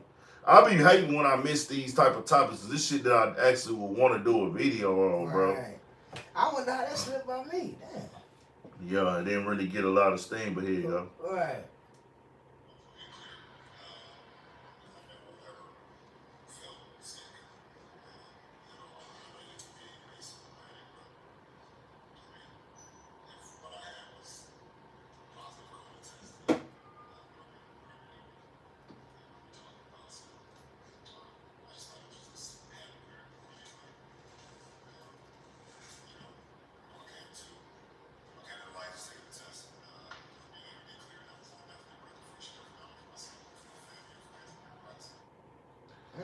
They had put it out that he had caught COVID. You know what I'm saying? Okay, I heard about that. So that's what the issue is. You know what I'm saying?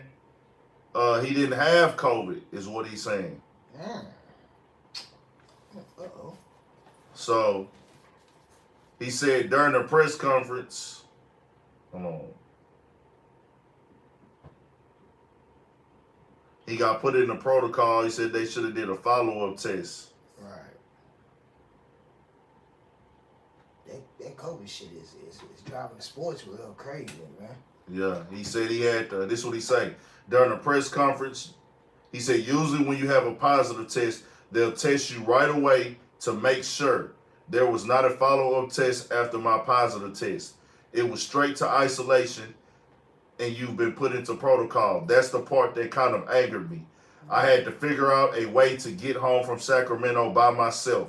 They wouldn't allow anyone to travel with me. No security, no anything. When I traveled back from Sacramento, and then I had to put my kids in isolation for the time being. The people in my household in isolation, for time being. So it was just a big time inconvenience.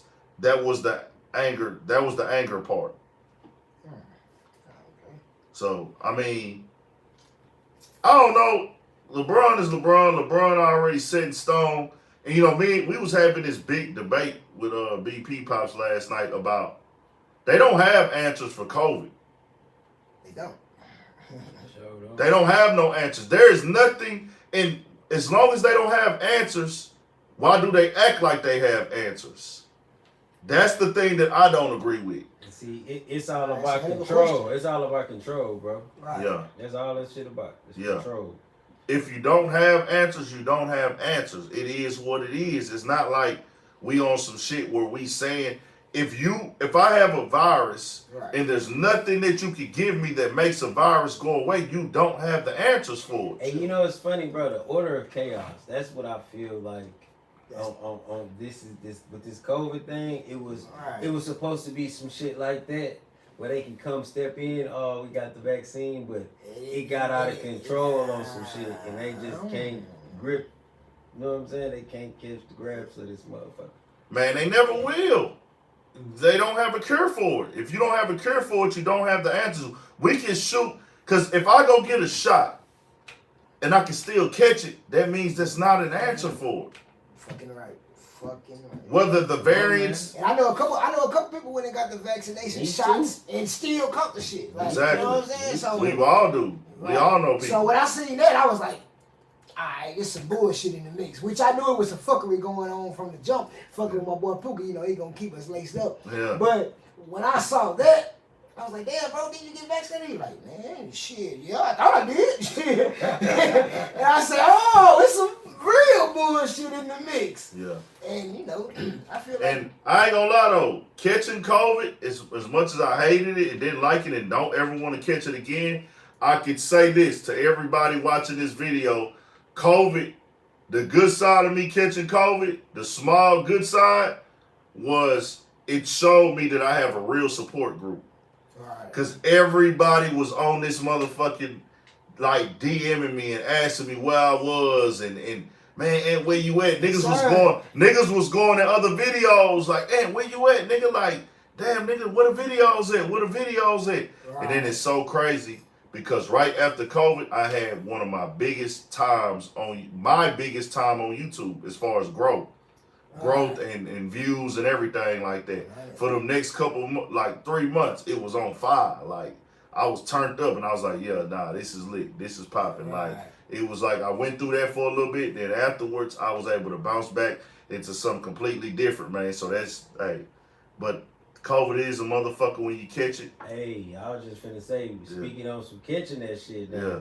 Hey, that shit real. Yeah. You know what I'm saying? Yeah. And if you ain't got no strong little immune system and shit, that hoe fuck around and take you down, take man. you down, bro. You know what I'm saying? And I don't play with it at all. I didn't think, like, I mean, I was hearing on the news, they were saying people dying, but, you know, we try not to pay attention to what we hear on the news, but this was one instance where they was telling the truth. And then I ain't gonna say the name, but my homeboy had an auntie that died from that shit. Right. And that's when I looked up like, hold the fuck up. That's what I was like people around me, you know what I'm saying? Like they people was passing. And that's what made me open my eyes. I was like, nah, this shit for real, cuz you gotta. See, you gotta remember. Nigga, I remember whenever I got a hold to that shit, nigga, it was me, my twins, nigga. You know what I'm saying? Nigga, that shit, that was like, nigga, like, what the fuck? I remember that shit. Nigga had to go get tested and all kind of shit. I mean, that bitch with my fingers crossed, like, oh, I know I got this shit, but, you know what I'm saying? God, good, nigga, you know what I'm saying? And I ain't gonna lie, like my kids and shit. Take your vitamins, man. Look, Yeah. eat something, you know what I'm saying, that's gonna be good and nourishing to yourself, because Right. I ain't gonna lie, I feel like that's the only thing that really helped me, because I ain't get sick, like, you know what I'm saying, like, talking about, but I ain't no nigga that just, you know what I'm saying, be not, you know, not take care of yourself, myself, right. You taught me a lot about taking care of yourself, like as far as shit you eat, shit you drink, like with the mineral waters and all that shit. Like I tried with the motherfuckers the other day. That bitch was good, boy. I ain't gonna lie, I'm hooked. Nigga be drinking it. Make that regular water taste like shit. I just be on some shit, you know, nigga be hella smoking, so you know you gotta really stay hydrated and shit. Right. You know what I'm saying? And make sure you taking some type of vitamins. You know what I'm saying? Yeah, true. You know. Shit, the game be crazy, dog. That shit wild, bro. I'm just glad everybody who made it through, you know what I'm saying? Condolences to the ones who didn't make it through. For sure. And even the ones who still recovering. Still balanced, because still you got people that shit ain't with nowhere now. Weak as hell and lost a lot of weight, like Reggie White. Like they couldn't walk and barely could talk, you know what I'm saying? That shit is y'all keep that fighting. shit is a motherfucker, man. Stay germ free, man. You know Nah, what I'm for saying? shit, sure. Stay sucker free in the land of lollipops, man. Yes, sir. So man, that shit be wild as fuck to see things go like that, and I just feel like I don't like how they try to force us like they got the motherfucking answer for that shit. That's what I really be on. One thing I love about Texas is all that extra shit, man. The governor wasn't going for that. None of that. Nah. Ain't none of that. You finna stab, jab, whatever you wanna call it, who? Nigga, you tripping. Nah, for real though. For real. Straight up. I was something else, man. I ain't really get to put down all the topics down how I want to get into the motherfuckers tonight. I know a lot of people watched that fight last night. Did you watch the fight? Nah, I saw the replays of it, man. Yeah. Looked like it was a pretty good fight. Went the distance. Yeah. They say that boy gave Tank, a little fight. Alright, that's what I've been hearing all day. That's what I've been seeing. Like it looked like it was back and forth. Like it could have went either way. Could have went. I'll give the only thing that he didn't do that I think would have edged him in the fight. He wasn't releasing no combos. He caught Tank. He caught Tank with some clean shots. Caught Tank with some clean punches, straight head rockers and everything. Hit him, knocked him back a few times. Got Tank off balance a little bit. Right. But he didn't have that. He didn't come with that like. I felt like Tank was hitting. He came with the one, not the two. Yeah, not the 1, 2, and the 3. He would throw, but they wasn't connecting like Tank's was, like clean and sharp. He was connecting. Most definitely a dog and a beast. I know. Did you see? You know how they do the steel shots? You know what I'm saying, bro? They got a lot of steel shots, and that nigga punching the fuck out buddy. Yeah. You know that boy just. I'm talking about some good one. You can see how I'm like, what, damn. His shit was hitting more cleaner on the punching stats. Tank only landed a few more punches than him, but I felt like Tank did more of a boxing job than him. Tank moved around well. Now he did chase Tank down and corner him off, but he kept it. He blocked very well, but I feel like a lot of his punches, Tank was moving out the way. I would give it to Tank about a 7-5. 7-5. Dog most definitely is a true contender. Really can box. Yeah. This was not a C-level fighter. Right. You know what I'm saying? Most definitely deserved to be in that ring, but I feel like he's not a technical fighter.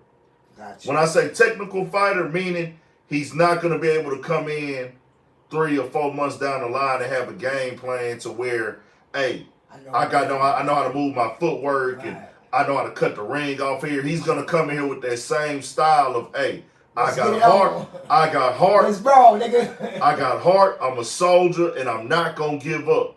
That's what he got.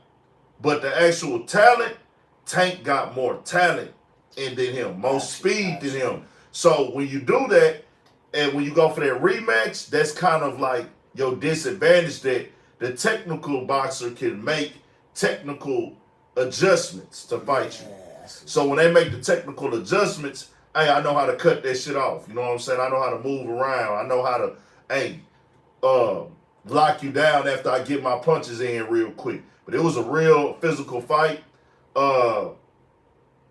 Good technical fight. Good demanding fight for both of them. They was both physical. It was a lot of good shit that went on during this fight, man. I was satisfied with watching it for sure.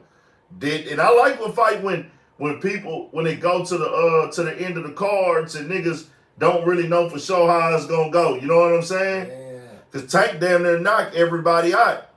But this was a fill-in fighter. This wasn't who Tank was originally planning on fighting. Okay. So he fought, I think, That's what was, somebody was saying it earlier when it was like, Yeah. Yeah, somebody told me that earlier, like that wasn't even who he was really supposed to fight. Nah. And I be feeling like that causes a little bit of a disadvantage. Oh, yeah, most definitely. For both parties. For both parties. It's like we wasn't prepared in training camp to study each other and everything like that. We was training, but I feel like it's kind of different for that, bro. It was something else that, okay, yeah, we got to get into this a little bit, bro. Also, before we get into that, Jake Paul will be fighting Tyron Woodley again on a rematch. Yeah. Yeah, they're going to be fighting again. Jake Paul was supposed to fight somebody else, but they ended up pulling out the fight. So he fighting Tyron Woodley again, and he's supposed to have a $500,000 knockout clause. Yeah, like he'll get paid $500,000 if he can knock him out. I'm not really concerned with seeing that shit again. I'm gonna watch it. I won't pay for it. I ain't gonna lie. Right. You know what I'm saying? I'm not gonna pay for that shit, but I'm gonna watch it though. I could, it's something to look at, but I ain't just anticipating that shit like that. You know what I'm saying? Right. It is what it is though. That's going down. But also, man, I wanted to talk about Brittany Renner, dog. And I know that we here with two dudes. I talk about this type of shit just in the aspect of talking about it. Plus, I know this is what the people want to hear. This is what goes on in the culture, in the game. But I can really assure you that me, Pookie, Twan don't have conversations about Brittany Renner outside of this podcast. It's just not really high on our daily thing or any of these like relationship things that go on. But it gets to the point where I feel like when you got a voice, bro, you got to educate and speak the real side of this shit. Right. The shit that she is doing, and I'm not going to put all the blame on her. He a grown man. He got to take responsibility too. These are the things that you're going to regret when you get older. You're going to look back like, I could have handled that more player. What was the real reason I went out and exposed these? Like, she played a voicemail that she went off on him. Not a voicemail of him going off on her. After he tweeted that shit online about he wanted to see his kid. And he was saying they were songs to, he said that they were songs to lyrics to songs and everything like that. Right. And that it wasn't really aimed at their situation. Whatever reason he posted it, he did it, and everybody felt like she was keeping him from the kid, and they got her a lot of backlash online. But she always chooses the bullshit over anything. Oh yeah. My only thing is if you choose the bullshit, this for any human, anybody watching this platform, anybody watching Urban Politicians TV, Studio 56 podcast.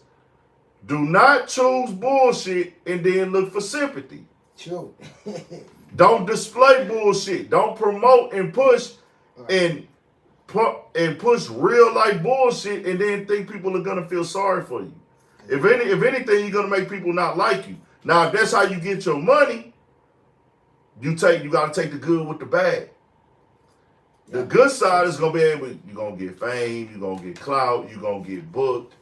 But the bad side is you're not going to be able to handle the real dynamics of people disrespecting you, calling you out your name. And these are things that you put out there in the world.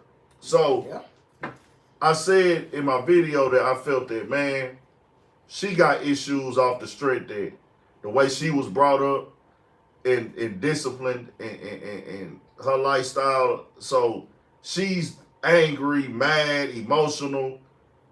And nigga not making no excuses for it because you still do what you do. You still making the choice to go out here and do this shit. Right. And you exposing and telling people that this man kicked you out and all this other shit, bro. We don't need to know none of this shit. That ain't even our business. This is your kid's father. Your kid is just born. What you're doing right now is bringing toxic shit into the universe that your kid lives in. Yeah, that's true. Cut the shit out before your kid get old enough to remember, because they get to an age where they start to remember this type of shit. Yeah. I don't have kids. I can't tell nobody how to be a parent, but I'm just telling you the game because I was somebody's kid before. True. Cut the bullshit out to where the kid don't even got to see none of this type of shit. Right. And the shit that they do see, you can sit down and have a conversation with them and explain to them what's going on.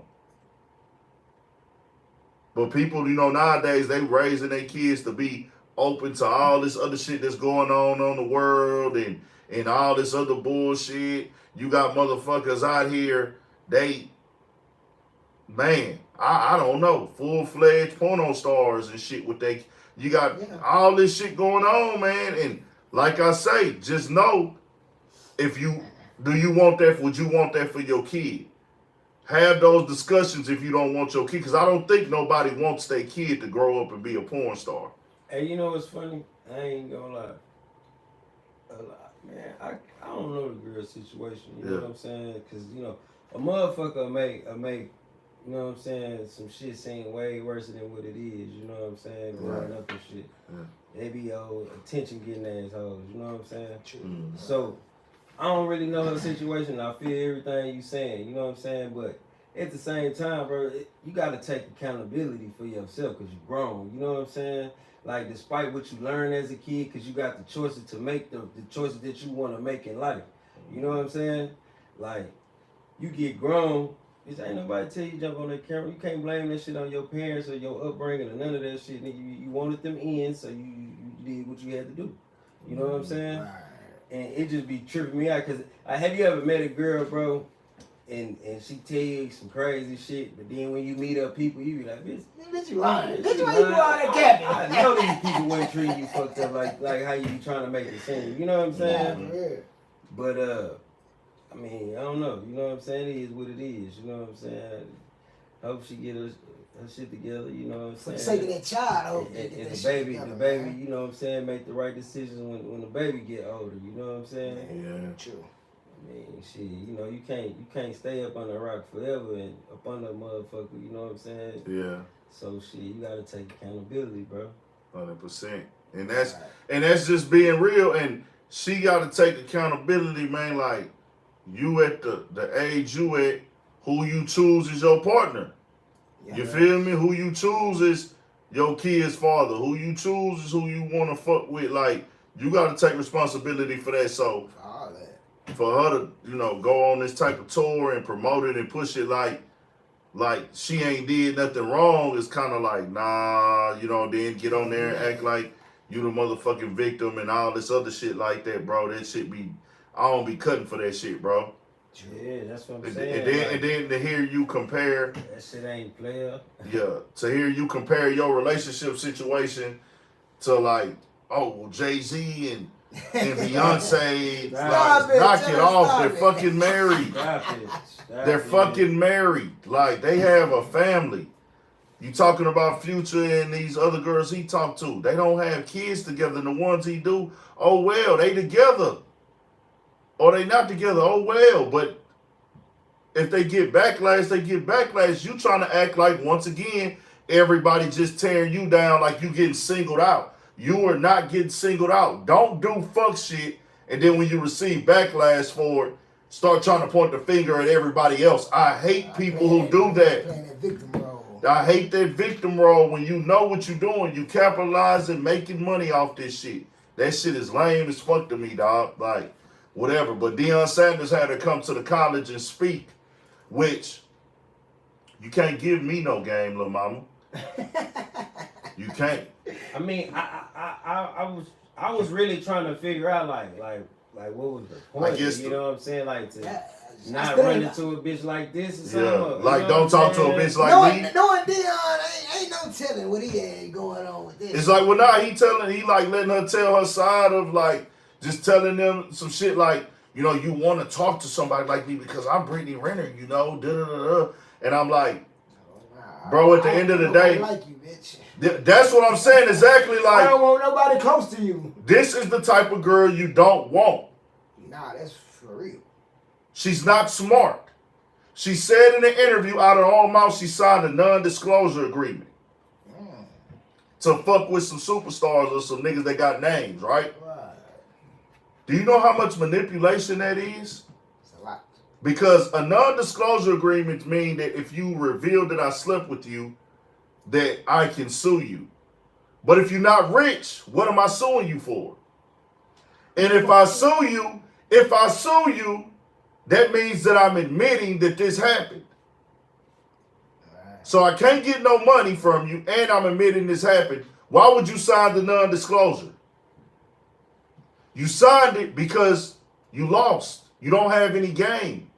What that nigga, the nigga that handed you that non-disclosure, what he told you is, I don't respect you. I don't want my name tied to you. And you still fucked him. You the one that played yourself. You don't have game like you think you do. That's true. You don't have the answers like you think you do. You have a platform.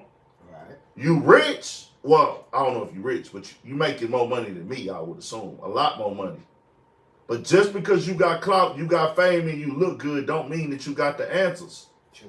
That's what I be wanting to paint the picture out for females and different people out here. Like, look what you've done for yourself.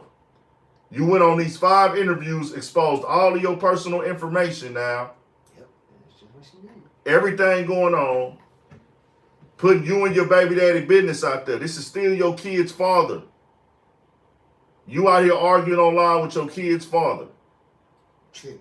Now he's at the NBA getting trolled at the free throw line.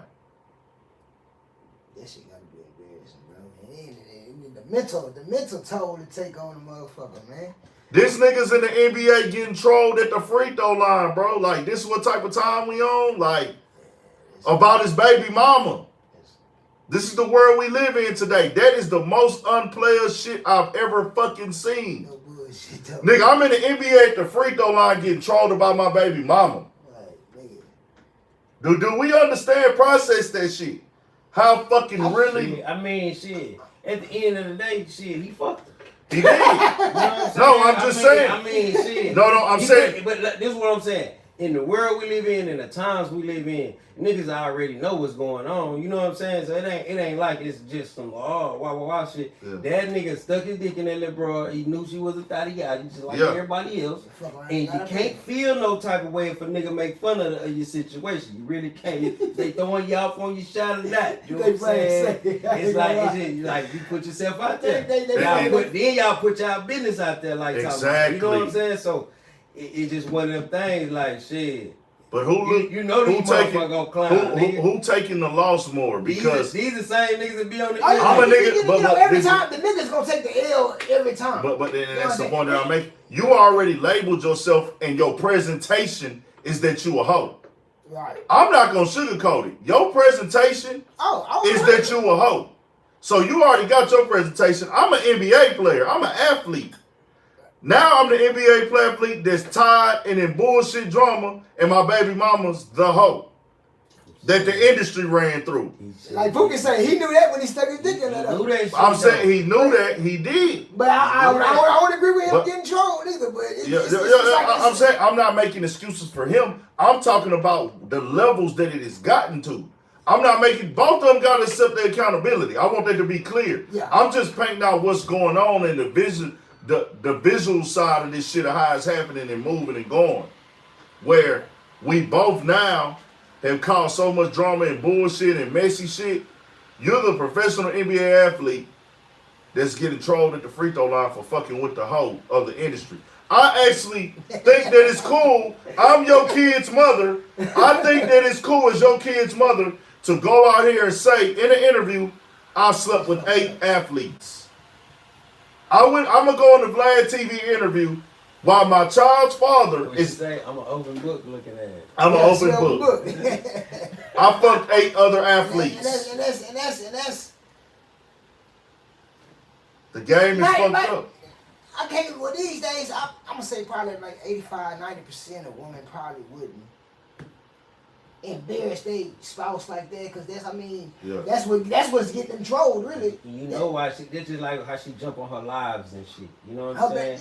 And I like I said, I ain't gonna say it like you know what I'm saying, but hey, you know, motherfuckers be getting, you know what I'm saying, getting they feel good on it, and want to jump on these motherfucking phones and do all this extra ass shit. Right. And you causing these problems. You know what I'm saying? Like, and Buddy, I don't really feel bad for him. You know what I'm saying? Because it's just like, damn, cause you. Nah, he got to take responsibility you for knew, this shit. bro. You knew what was going on. You know how she came at you. Cause I'm pretty sure, nigga, you probably gave her the evil eye, but nigga, she was on you though, nigga. You know what I'm saying? Yeah. So it's just like, damn, bro. Like, I feel you, man, but damn, like she one of them ones, man. You know what I'm saying? She stay away from. She one of them ones, man, that make your life bad, man. You know what I'm saying? Yep. Got you out here looking like you the bad guy and shit. In some people's eyes. You know what I'm saying? People who are like-minded like her. Right. You know what I'm saying? And that's what we gotta always understand about that type of shit. You always gonna have like-minded people on both situations. On both sides. You know what I'm saying? True. Yeah. I just wish they keep that shit down for the baby's sake. Hey, man, that shit dead. That shit over. It's out there now. Once it's in the universe, it's out there. It's out there. That bitch jumped on that hoe talking about this baby daddy season and all this old stepdaddy. What you say, stepdaddy season? Stepdaddy season. Baby ain't even much a year yet. You know what I'm saying? Like, come on, bitch. Like, you gotta have more respect for yourself, though. You understand what I'm saying? You gotta have more respect for yourself. A lot more. You know what I'm saying? It's like, goddamn. I'm just saying, she's a wild one. You know what I'm saying? As wild as they come. 100% one. Bro, he did some freaky things, man. You know what I'm saying? Put it in my mind. It's the outcome you of feel it. me? You know, And see, and the thing is, bro, you get caught up into these people as who they are on social media, bro. Right. Like, don't get caught up in that. Get caught up into who the person really is, bro. True. People get caught up all the time now of who people think who somebody is on social media and they presentation and they give off and what they displaying, and you caught up into a girl looks and not the brain. You know what I'm saying? Look at the brain. Look at the physical. The physical is a sexual attraction. You feel me? She do that little thing. You know that little thing. You know. Yeah, no bullshit. No bullshit. You got caught up in the rapture. Fooly Wayne, man. Yeah, man. Caught in the whirlwind. So there's the talk of the clubhouse. And I actually went in. I've been going to clubhouse a little bit lately because I know it's communication there. It's cool. You fuck with it. It's alright. I'm gonna be honest with you. I only got so much time in the day. I can't dedicate a lot of time to something when I know, like, at the end of the day, like YouTube, no matter how many views I get, if I drop a YouTube video right now, even if this shit only do 1,000 or 1,500 or whatever, it's still 1,500 people that watched this for 30 seconds and saw my face. Right. And it's on my platform that I have, is my brain. You know what I'm saying? Yeah. You're gonna see an Urban Politicians hoodie. You know what I'm saying? You're gonna see the brand. Right. And that's what I want people to really understand with this right here with me. I don't really just focus on the views because I'm not a nigga that came in the game getting views. Right. I never had a big following. I never had anything else going on in the space of media or social media or popularity. So when I hopped on here, I'm coming from zero everything. So I'm cool with the grind and the process and everything like that. But I understand Clubhouse, it's a lot of people on Clubhouse that have a voice, and I'm not trying to shit on them. I'm not trying to talk down on them, but I don't have an audience on there. Right. You see what I'm saying? They have an audience on there, but over here I have an audience, so I'm gonna spend more time over here where my people, my supporters, and my audience actually want to hear my opinion, or they want to hear what I got to say, or what I believe in on some shit. You know what I'm saying? As opposed to me going over there and they don't really give a fuck. You know what I'm saying? You can't even really just see who you talking to like that on there. You gotta search and find, and I'm not finna do all that research and shit. I don't want to go back off the thing and go look up a nigga Instagram. Which it ain't nothing wrong with it. It's on there for you to do that. Right. But I just don't want to get involved with that shit like that. But I'm bad, y'all. I forgot they can hear that shit. Cause it is on a different mic. I'm thinking they can.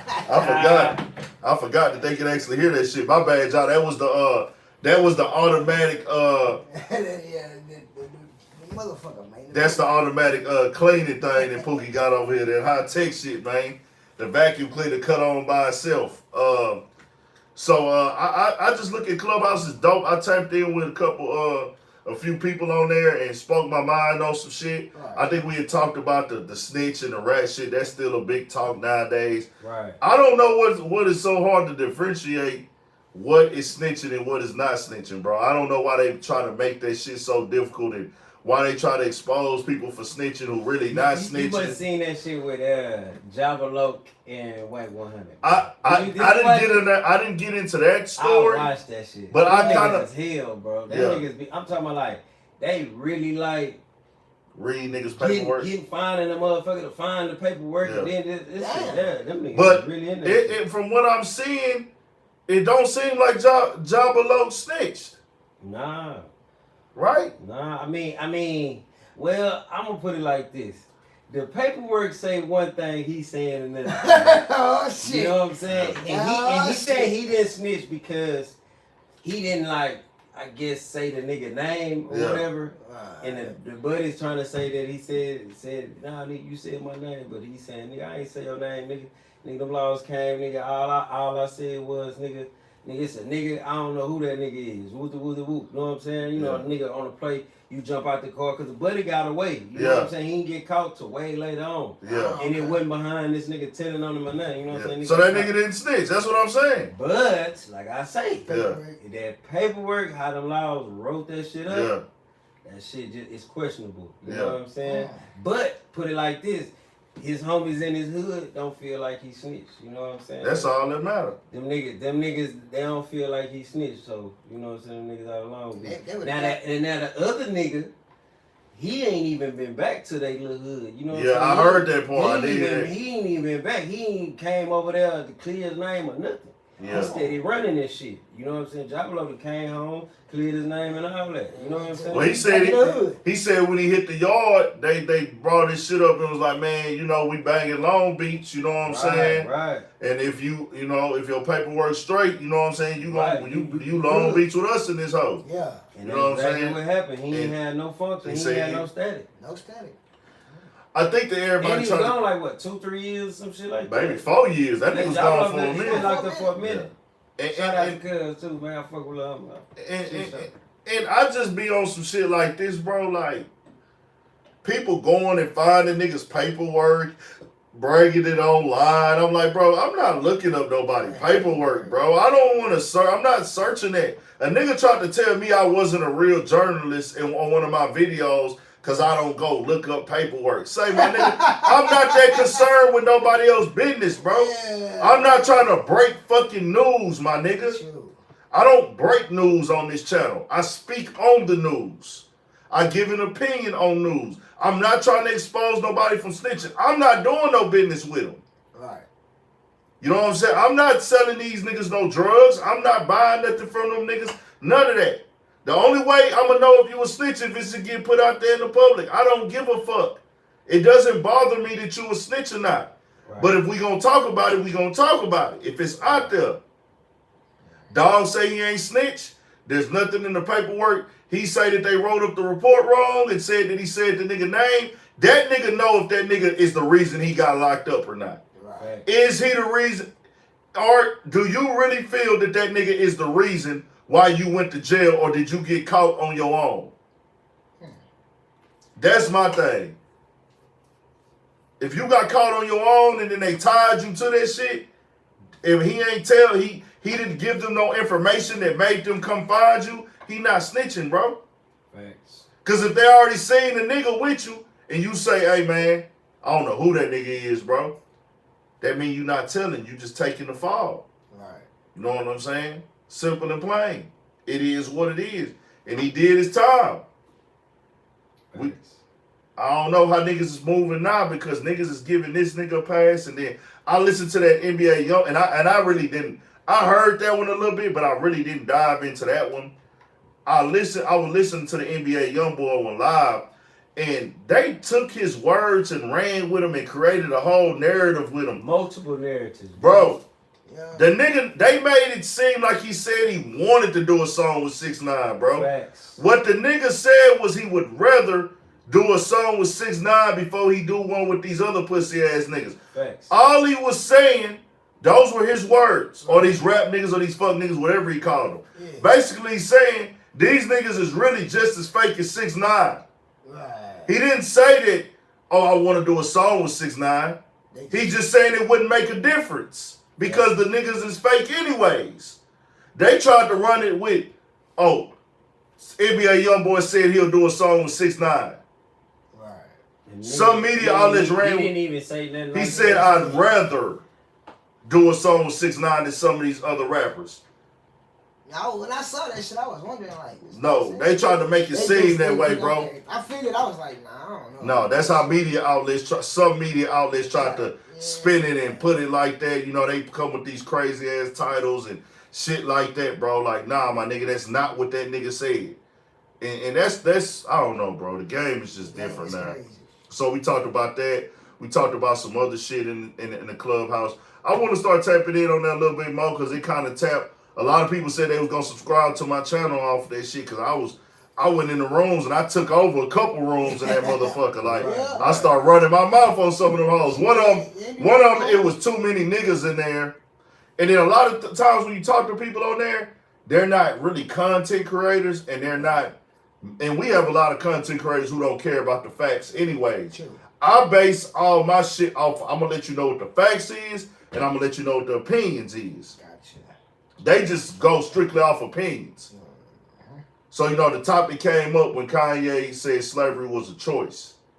And I started talking about that, and they would say, well, nah, he didn't say it like this. He said it like that. I said, no. That nigga said slavery was a fucking choice in that day and time. He wasn't talking about niggas being on record labels. I said, when you say slavery was a choice, that is disrespectful to our fucking ancestors, my nigga. That is what it is, bro. It's a motherfucking disrespect to our ancestors. Because of the simple fact, you go to prison, right? When you say slavery was a choice, if they have guns, they can't run away. If they get caught, they gonna get killed. That means your option is die or be a slave, right? Yeah, sure. Die or be a slave. That's your option. If they would have chose to die, we wouldn't be here right now. Why are we not just having respect for them people for going through it, figuring it out, and maintaining and not giving up? Just like a nigga go through in prison, where you could go to prison and decide if you want to hang yourself or you want to stand firm and say, I'm going to get through this shit. I don't know what the other side look like. They don't know what the next thing gonna play. They don't know what the next move is. I wish niggas could really go back in time though. Yeah. Be in that. Because we be going off of his story all the motherfucking time. You know what I'm saying? Yeah. Yes, That's what I be like.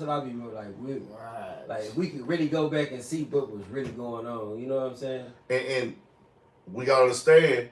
We say what we would do now, but they didn't have the information that we got now. Exactly. They didn't have the information we got now. True. When they was telling people that they couldn't even sit in the same restaurant.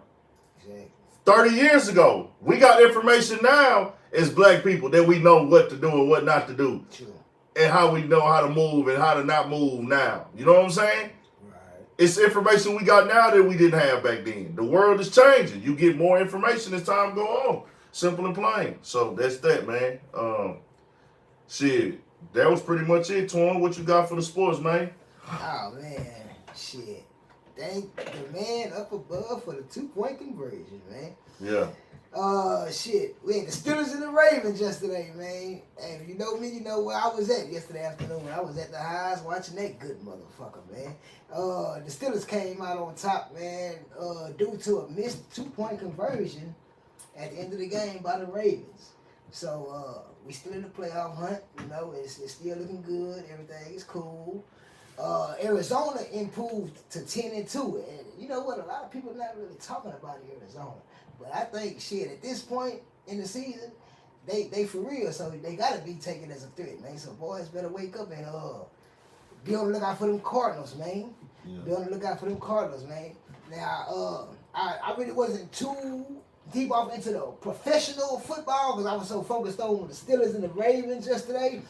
But we had some real cool shit going on in the college landscape on Saturday.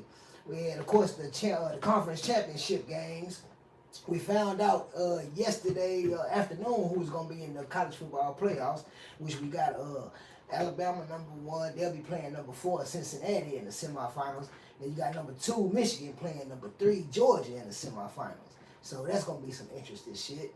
We found out about all the bowl games. My boys, OU gonna be in San Antonio playing. So you know I got to go check my boys out, man. That's on the bucket list. I got to go check my boys out, man, December 29th. But it was a pretty fun-filled weekend, man. We had some good NBA action, some good college action. We had some good college basketball action, bro. We had some good college basketball action. You know, it's the season, college basketball season is back in motion and shit. You know, the boys is getting their thing going. Shit, it wasn't too much besides the college football playoff going, what was the conference championship games. It wasn't too much besides that going on this weekend. Now that we know that Michigan is in, Georgia's in, Cincinnati's in, Alabama's in, we know all of the bowl games. Shit, we got about a good month to get ready for all that. And shit, I'm waiting for it, man. I'm waiting on that December 29th, man. I got to go see OU, man. When I seen that they was playing in San Antonio, I got excited, man. I'm like, yeah, that's some shit I can go check out.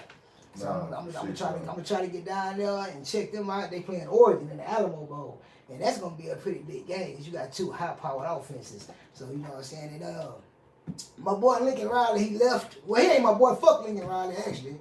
I ain't gonna say fuck him. He really did what he felt like was best. I feel like he's running because we're about to go join the SEC in a couple of years. And I feel like Buddy ran from that. That's just my opinion, you know. That's just how I feel about it. But we did hire the defensive coordinator from Clemson, Brett Venables. If you don't know about it, bro, he's a hell of a defensive mind, which is something we need at OU. Because we ain't got no fucking defense. We ain't got no defense. But I'm looking forward to that, man. And I'm looking forward to the motherfucking college football playoff. I'm looking forward to, hey, can somebody let us know what this Monday night football score is, please? But I'm looking forward to that college football playoff. That's really what I got on my little agenda right now. And then December 29th, we got, like I say, Oregon, Oklahoma, the Alamo Bowl. Yes, I will be in the motherfucking building, man. Yes, sir. I wanted to shout out, too, on the sports side. I wanted to shout out LeVar Ball, man. LeVar Ball did something real big, man. That was dope, bro. Like, what he pushed. You know, I even counted that nigga out in the beginning. I'm not gonna lie. That's why I've been posting it and promoting it. You know what I'm saying? And just saluting him because I personally was like, this nigga's nuts. Like, it seemed like he got the job done. He got the fucking job done. We got to salute the man. He was told he couldn't did it, and he did that. He did that, bro. And, you know, at that time, I just seen him as a crazy, wild nigga, but he used those antics to get them to that level. But the thing was, what LeVar Ball was doing, he had them niggas working. And he was teaching them niggas discipline. True. He was teaching them niggas discipline. If you go look back now, at those videos of LeVar Ball back in the day, that nigga LeVar Ball wasn't even just teaching them niggas basketball shit. That nigga was preparing them niggas for life in general. True. Like, really just preparing them niggas for life. It wasn't even just like, no, oh, I'm just on some basketball shit with y'all. It's like, nigga, I'm preparing y'all niggas how to be responsible and make good decisions and, nigga, teaching niggas values. He was like, he was teaching them by marketing, like how to market themselves. Yep. You know what I'm saying? Before you going into these big brands, and he was giving everybody some good game, man. As soon as when LeVar hit the league, he came with the BBD brand. You know what I'm saying? Which I felt like was a genius idea. I feel like it's always genius to come up with your own shit. Yeah. Like there ain't nothing wrong with that. Thanks. Like ain't nothing wrong with that at all. So I always saluted him. I saw through the bullshit, like not really the bullshit, but the craziness everybody was talking about. Yeah. I saw through that and I saw what he was developing. And shit, you see, all 3 of his boys now. Sir, man. Shout out to my boy 420 TV in the chat, man. 20. That's my guy. I did an interview with him recently, man. That came out. It was dope as fuck, bro. Just chopping it up with him. He put me on some artists and everything out there in Dallas. Y'all make sure y'all subscribe to the 420 TV, man. 420, get your blaze on. Go on, get my boy to 1,000 subs, man. Yes, sir. Yes, sir. He about to hit 1,000 subs if he ain't hit them already. I need everybody to subscribe to the 420 TV. And I need y'all to hit the motherfucking like button, bro. I seen the likes. I don't even be asking for that shit, but hit the like button, I guess. Fuck it. I don't be caring for real on the code. But if you fucking with us, make sure you hit the like button anytime you come on this motherfucker. Make sure you hit the like button. Yes, sir. Anytime you come on the channel, hit the like button. So now, man, y'all tell us what y'all thinking, man. What y'all got going on? What questions y'all got? What y'all want to tap in on, man? Say, man, bro. Got a little bit more time. Bro got 995, man. We need 5 more people. I need y'all to go subscribe to the 420 TV. You know what I'm saying? I know I got 5 solid motherfuckers in here. I know I got 5 solid motherfuckers in here. Definitely. Come on, man. I just subscribed to bro shit. That's how I know he got it. What he got. Go subscribe to him.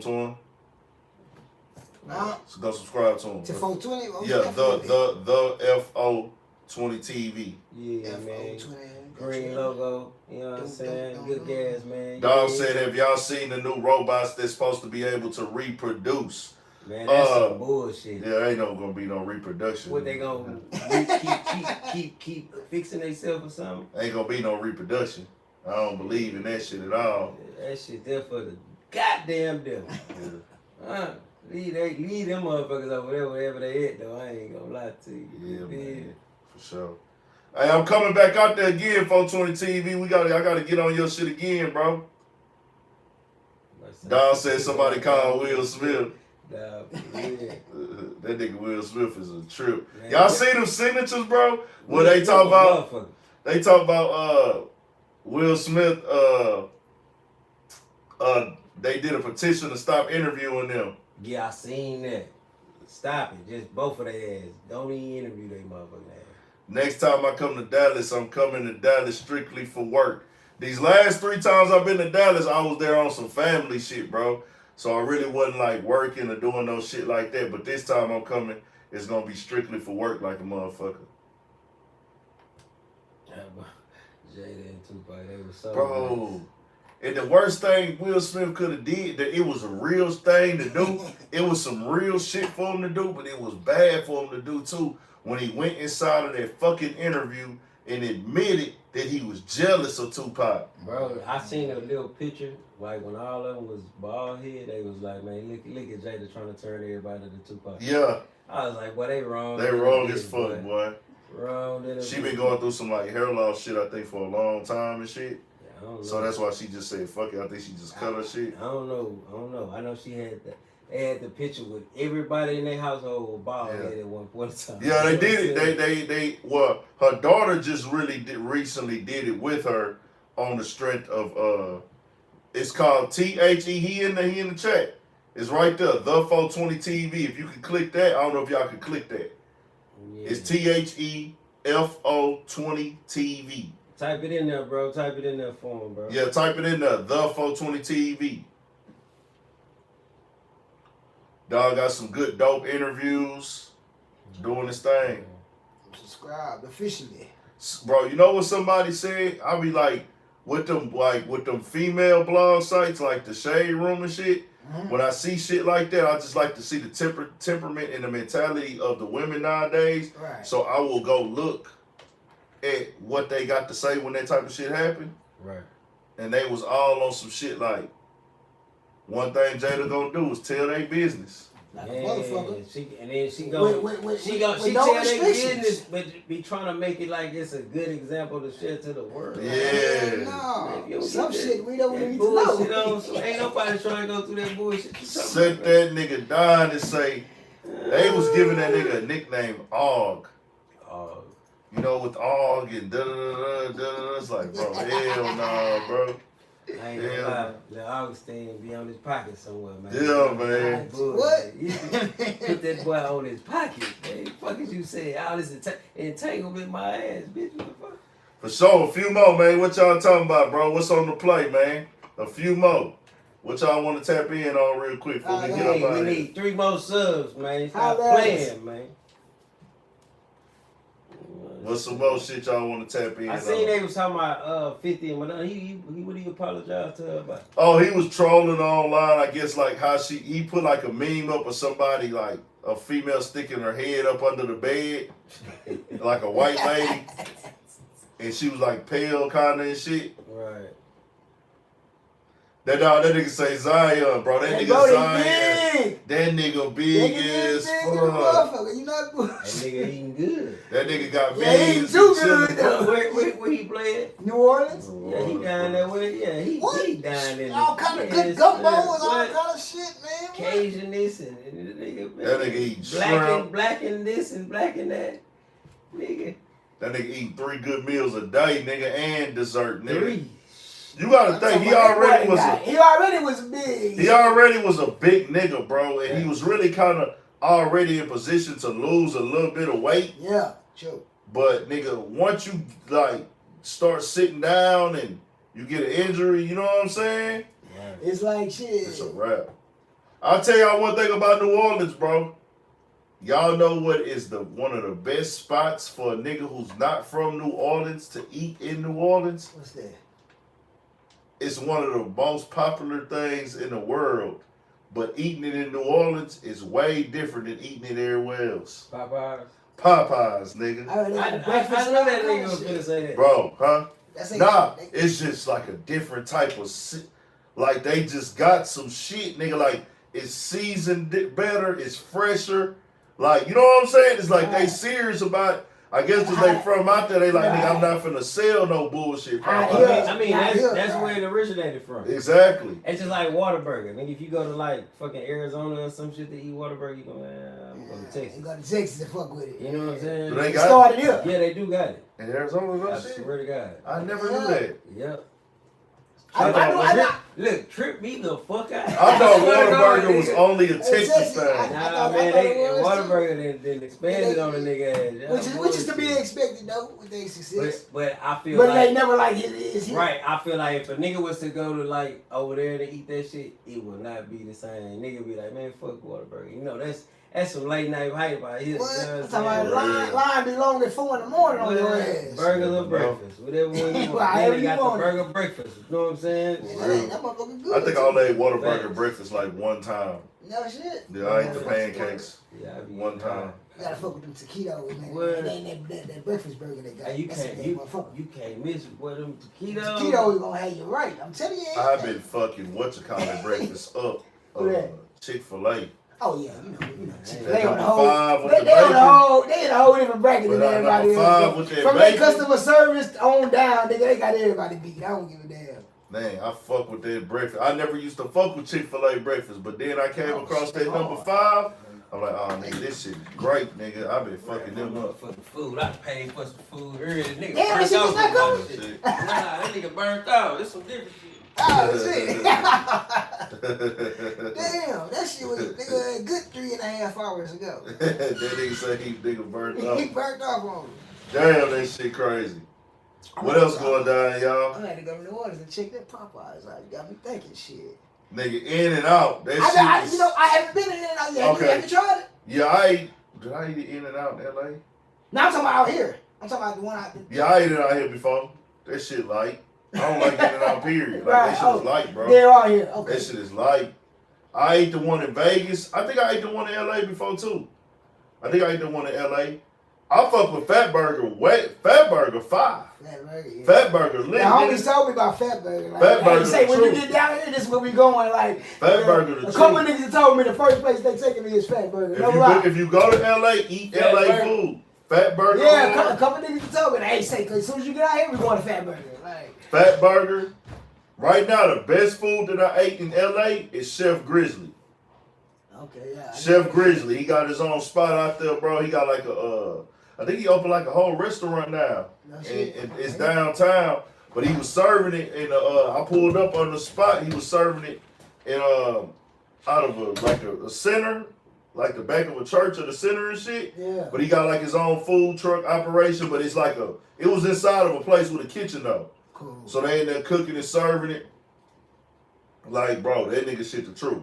He had the best shit that I ate. His shit was fire. Chef Grizzly was the best shit I ate. A combination of shit with all these guys. Yeah, he got like lamb chops. He got different sizes. If them lamb chops is cooked right. Oh, they on point. They on point. Ooh, he had ran out of shit the time I went to him. He had, but see, I got recommended to Chef Grizzly. Okay. Chef Grizzly got recommended to me by like 3 or 4 people, bro.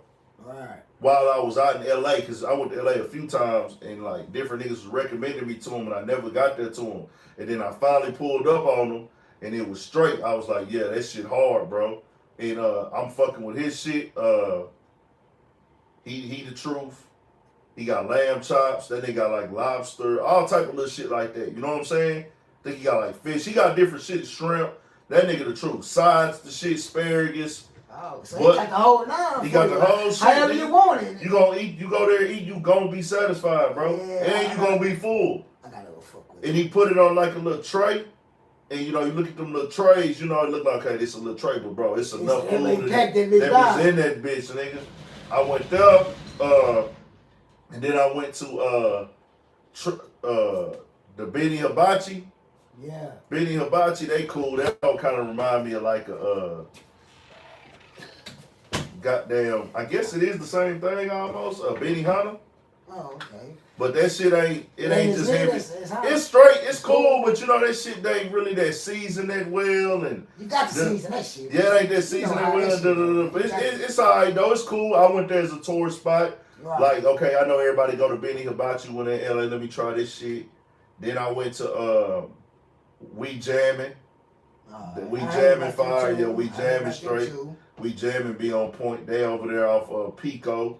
They got a little dope spot, Caribbean. They serve like turkey necks and shit like that. You know what I'm saying? Okay. They fire though. They shit true. They the truth. Shout out to We Jammin'. They the truth. It's another soul food spot that's on Pico also, bro. But for some reason they don't just have a name written out on it like that. All right. So I never been there before. You know what I'm saying? They got some fire spots in LA. You just gotta know where to go.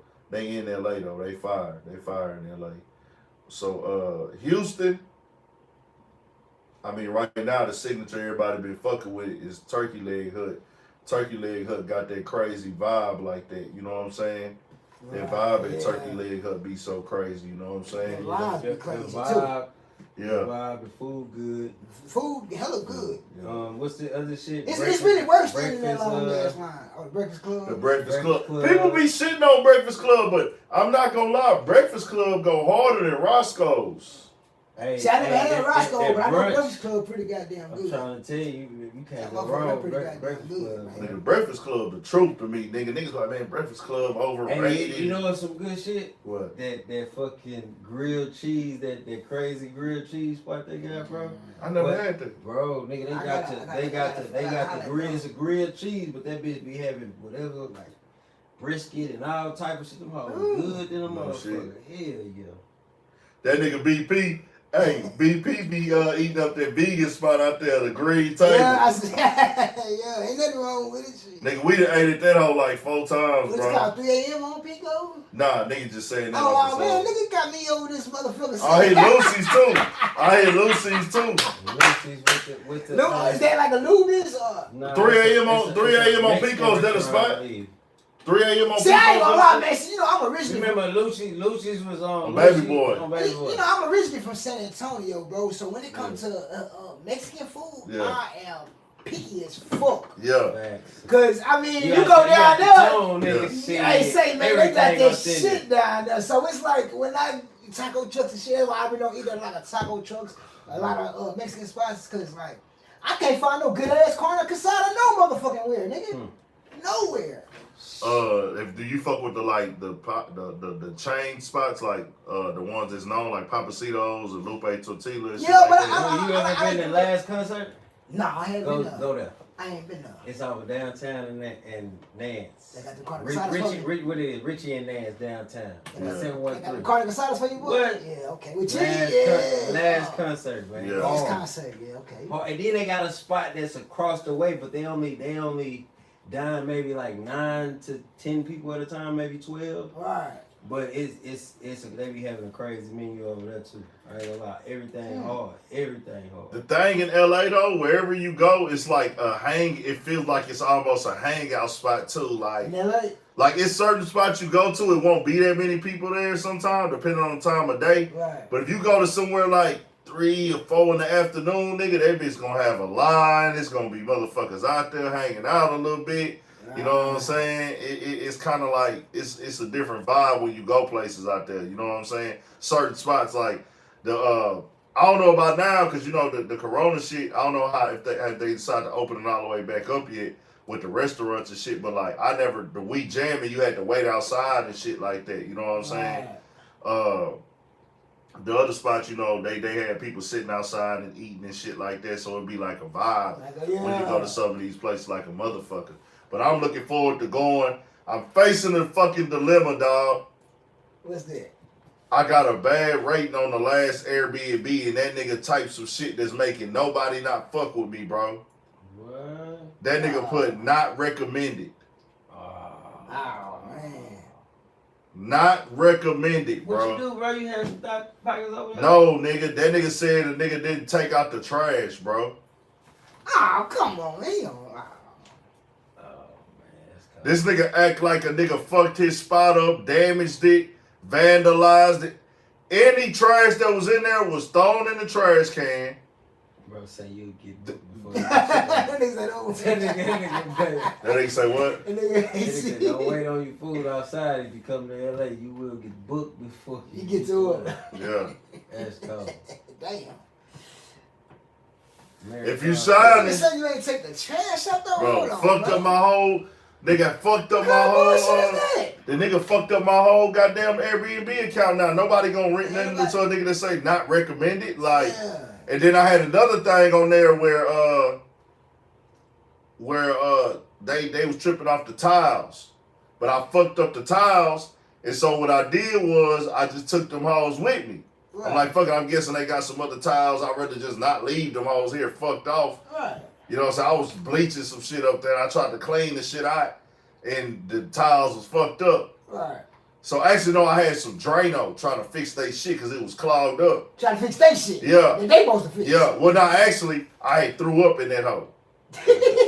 So, I threw up in that hole, bro. Okay. But I wouldn't trip on you about no tiles. But they did. They was tripping off the fucking tiles, bro. So you got drunk when threw up in their shit. So they just hit you with the void. So no, they told me that Anthony didn't return the tiles, but I ended up sending them the money to buy new tiles. So but they already left that review. That's better than returning the tiles. Yeah, they already left the fucking review though. I'm like, damn, bro, this shit garbage. So yeah, that's fucked up. Now I'm probably damn near finna have to stay in the hotel now, bro. Damn. I damn near gotta stay in the fucking hotel, bro. Now I had threw up because I ate that I was drinking, and then I think I ate my food too fast. Yeah. Then, bro, I ain't gonna lie. Miami, I never caught up on my sleep, bro. Miami was a fucked up trip for me because I was tired and I didn't. Every time I was in Miami, bro, I did not get my day started till like 4 o'clock. Miami, one of those cities, though.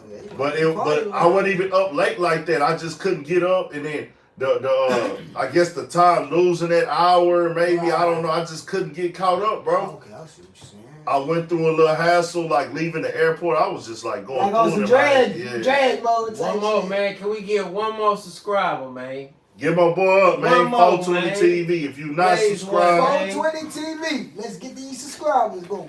One more, man. We looking at $9.99, man. Come on, man. It's free. It's free. Come on, now. Free 99, man.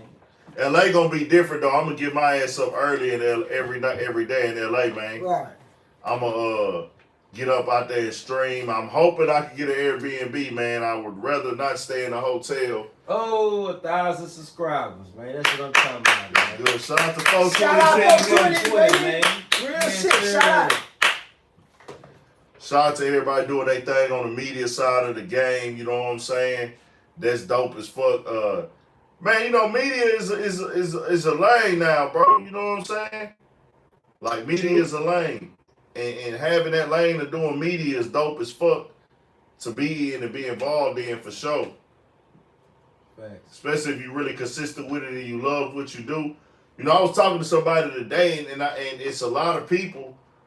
People can tell when you passionate about what you do, and that's what draw people into you, bro. Like, you feel me? That draws people into your platform. The fact that you are passionate, right. The fact that they can tell that you like really fuck with your shit. You know what I'm saying? True. Like people really will fuck with your shit and tap in and be engaged. Now, people do lose interest over the years, bro. You know, you watch somebody for so long, you kind of like lose a little bit of interest. You get tired of seeing the nigga every day. You be like, hey, man, I'm going to move on to somebody else and I'm going to get some. But that's a part of the game. And then I'm spitting like a motherfucker, my bad. Then you fuck around and bring a nigga back into the realm of what you got going on over time. True. But I always want to keep this shit fresh. That's why I be doing different shit. We got the podcast going. We got, we gonna have the shit going on the other Studio 56 channel. Yeah, I made some content for y'all. Yeah. So I just gotta get the editing software. Yeah, Studio 56 podcast channel gonna be going up and growing. And we gonna have a whole realm of just content over here, bro. We gonna have apparel and merch for niggas, all type of shit, bro. We just taking it slow. And if you ever in the city, bro, you need somewhere to record, bro. Niggas got a studio, got all the latest and greatest. Yeah. Preamps, some Avalons, Manleys, Newman mics, for all you geeks. Yeah. If you ever in Houston, you want to record, or if you ever hear check this shit out called VRBO. Bet I'm about to check that out, bro. Yeah, bro. And I gotta go out there. I gotta have this spot too, man. My boy Rich Ass Dave, man, 281 Studios. Oh, it's definitely. Y'all tap in with bro too. You know what I'm saying? If you need studio action, you know what I'm saying? My people got you too, man. Shit show. I gotta get a car and I gotta get a fucking spot. Normally I have all this shit booked already. This shit that fucked up the. I ain't even tripping though. I'm going regardless, so it don't even matter, man. But make sure y'all subscribe right here to the channel. Hit the like button. Hit the motherfucking like button. Turn the like button up. Hit the like button. Hit the subscribe button. And go subscribe to Studio 56 podcast, man. Yes, sir, man. We need you. We need you like niggas need Jesus. For shit show. We rock it, man. Stay on your pivot for shit show. Yeah, man. Stay down like rocks on the ground, man. You know what I'm saying? Yeah, boys, stay tuned. Locked in. If you gonna win, you know what I'm saying? Bet. And that's how that go. Appreciate everybody, man. Hey, yeah, man, y'all make sure y'all tap in, man. Studio 56, all that good shit. Yes, sir. 420, tap in to bro. Whoever else got some on there, type it in the thing. People check you out. Most definitely, man. Y'all stay safe out there. Give smoke. Yeah, I got my smartphone and shit. Yeah, I was cutting out like a motherfucker.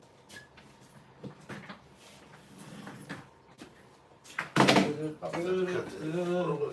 be tripping.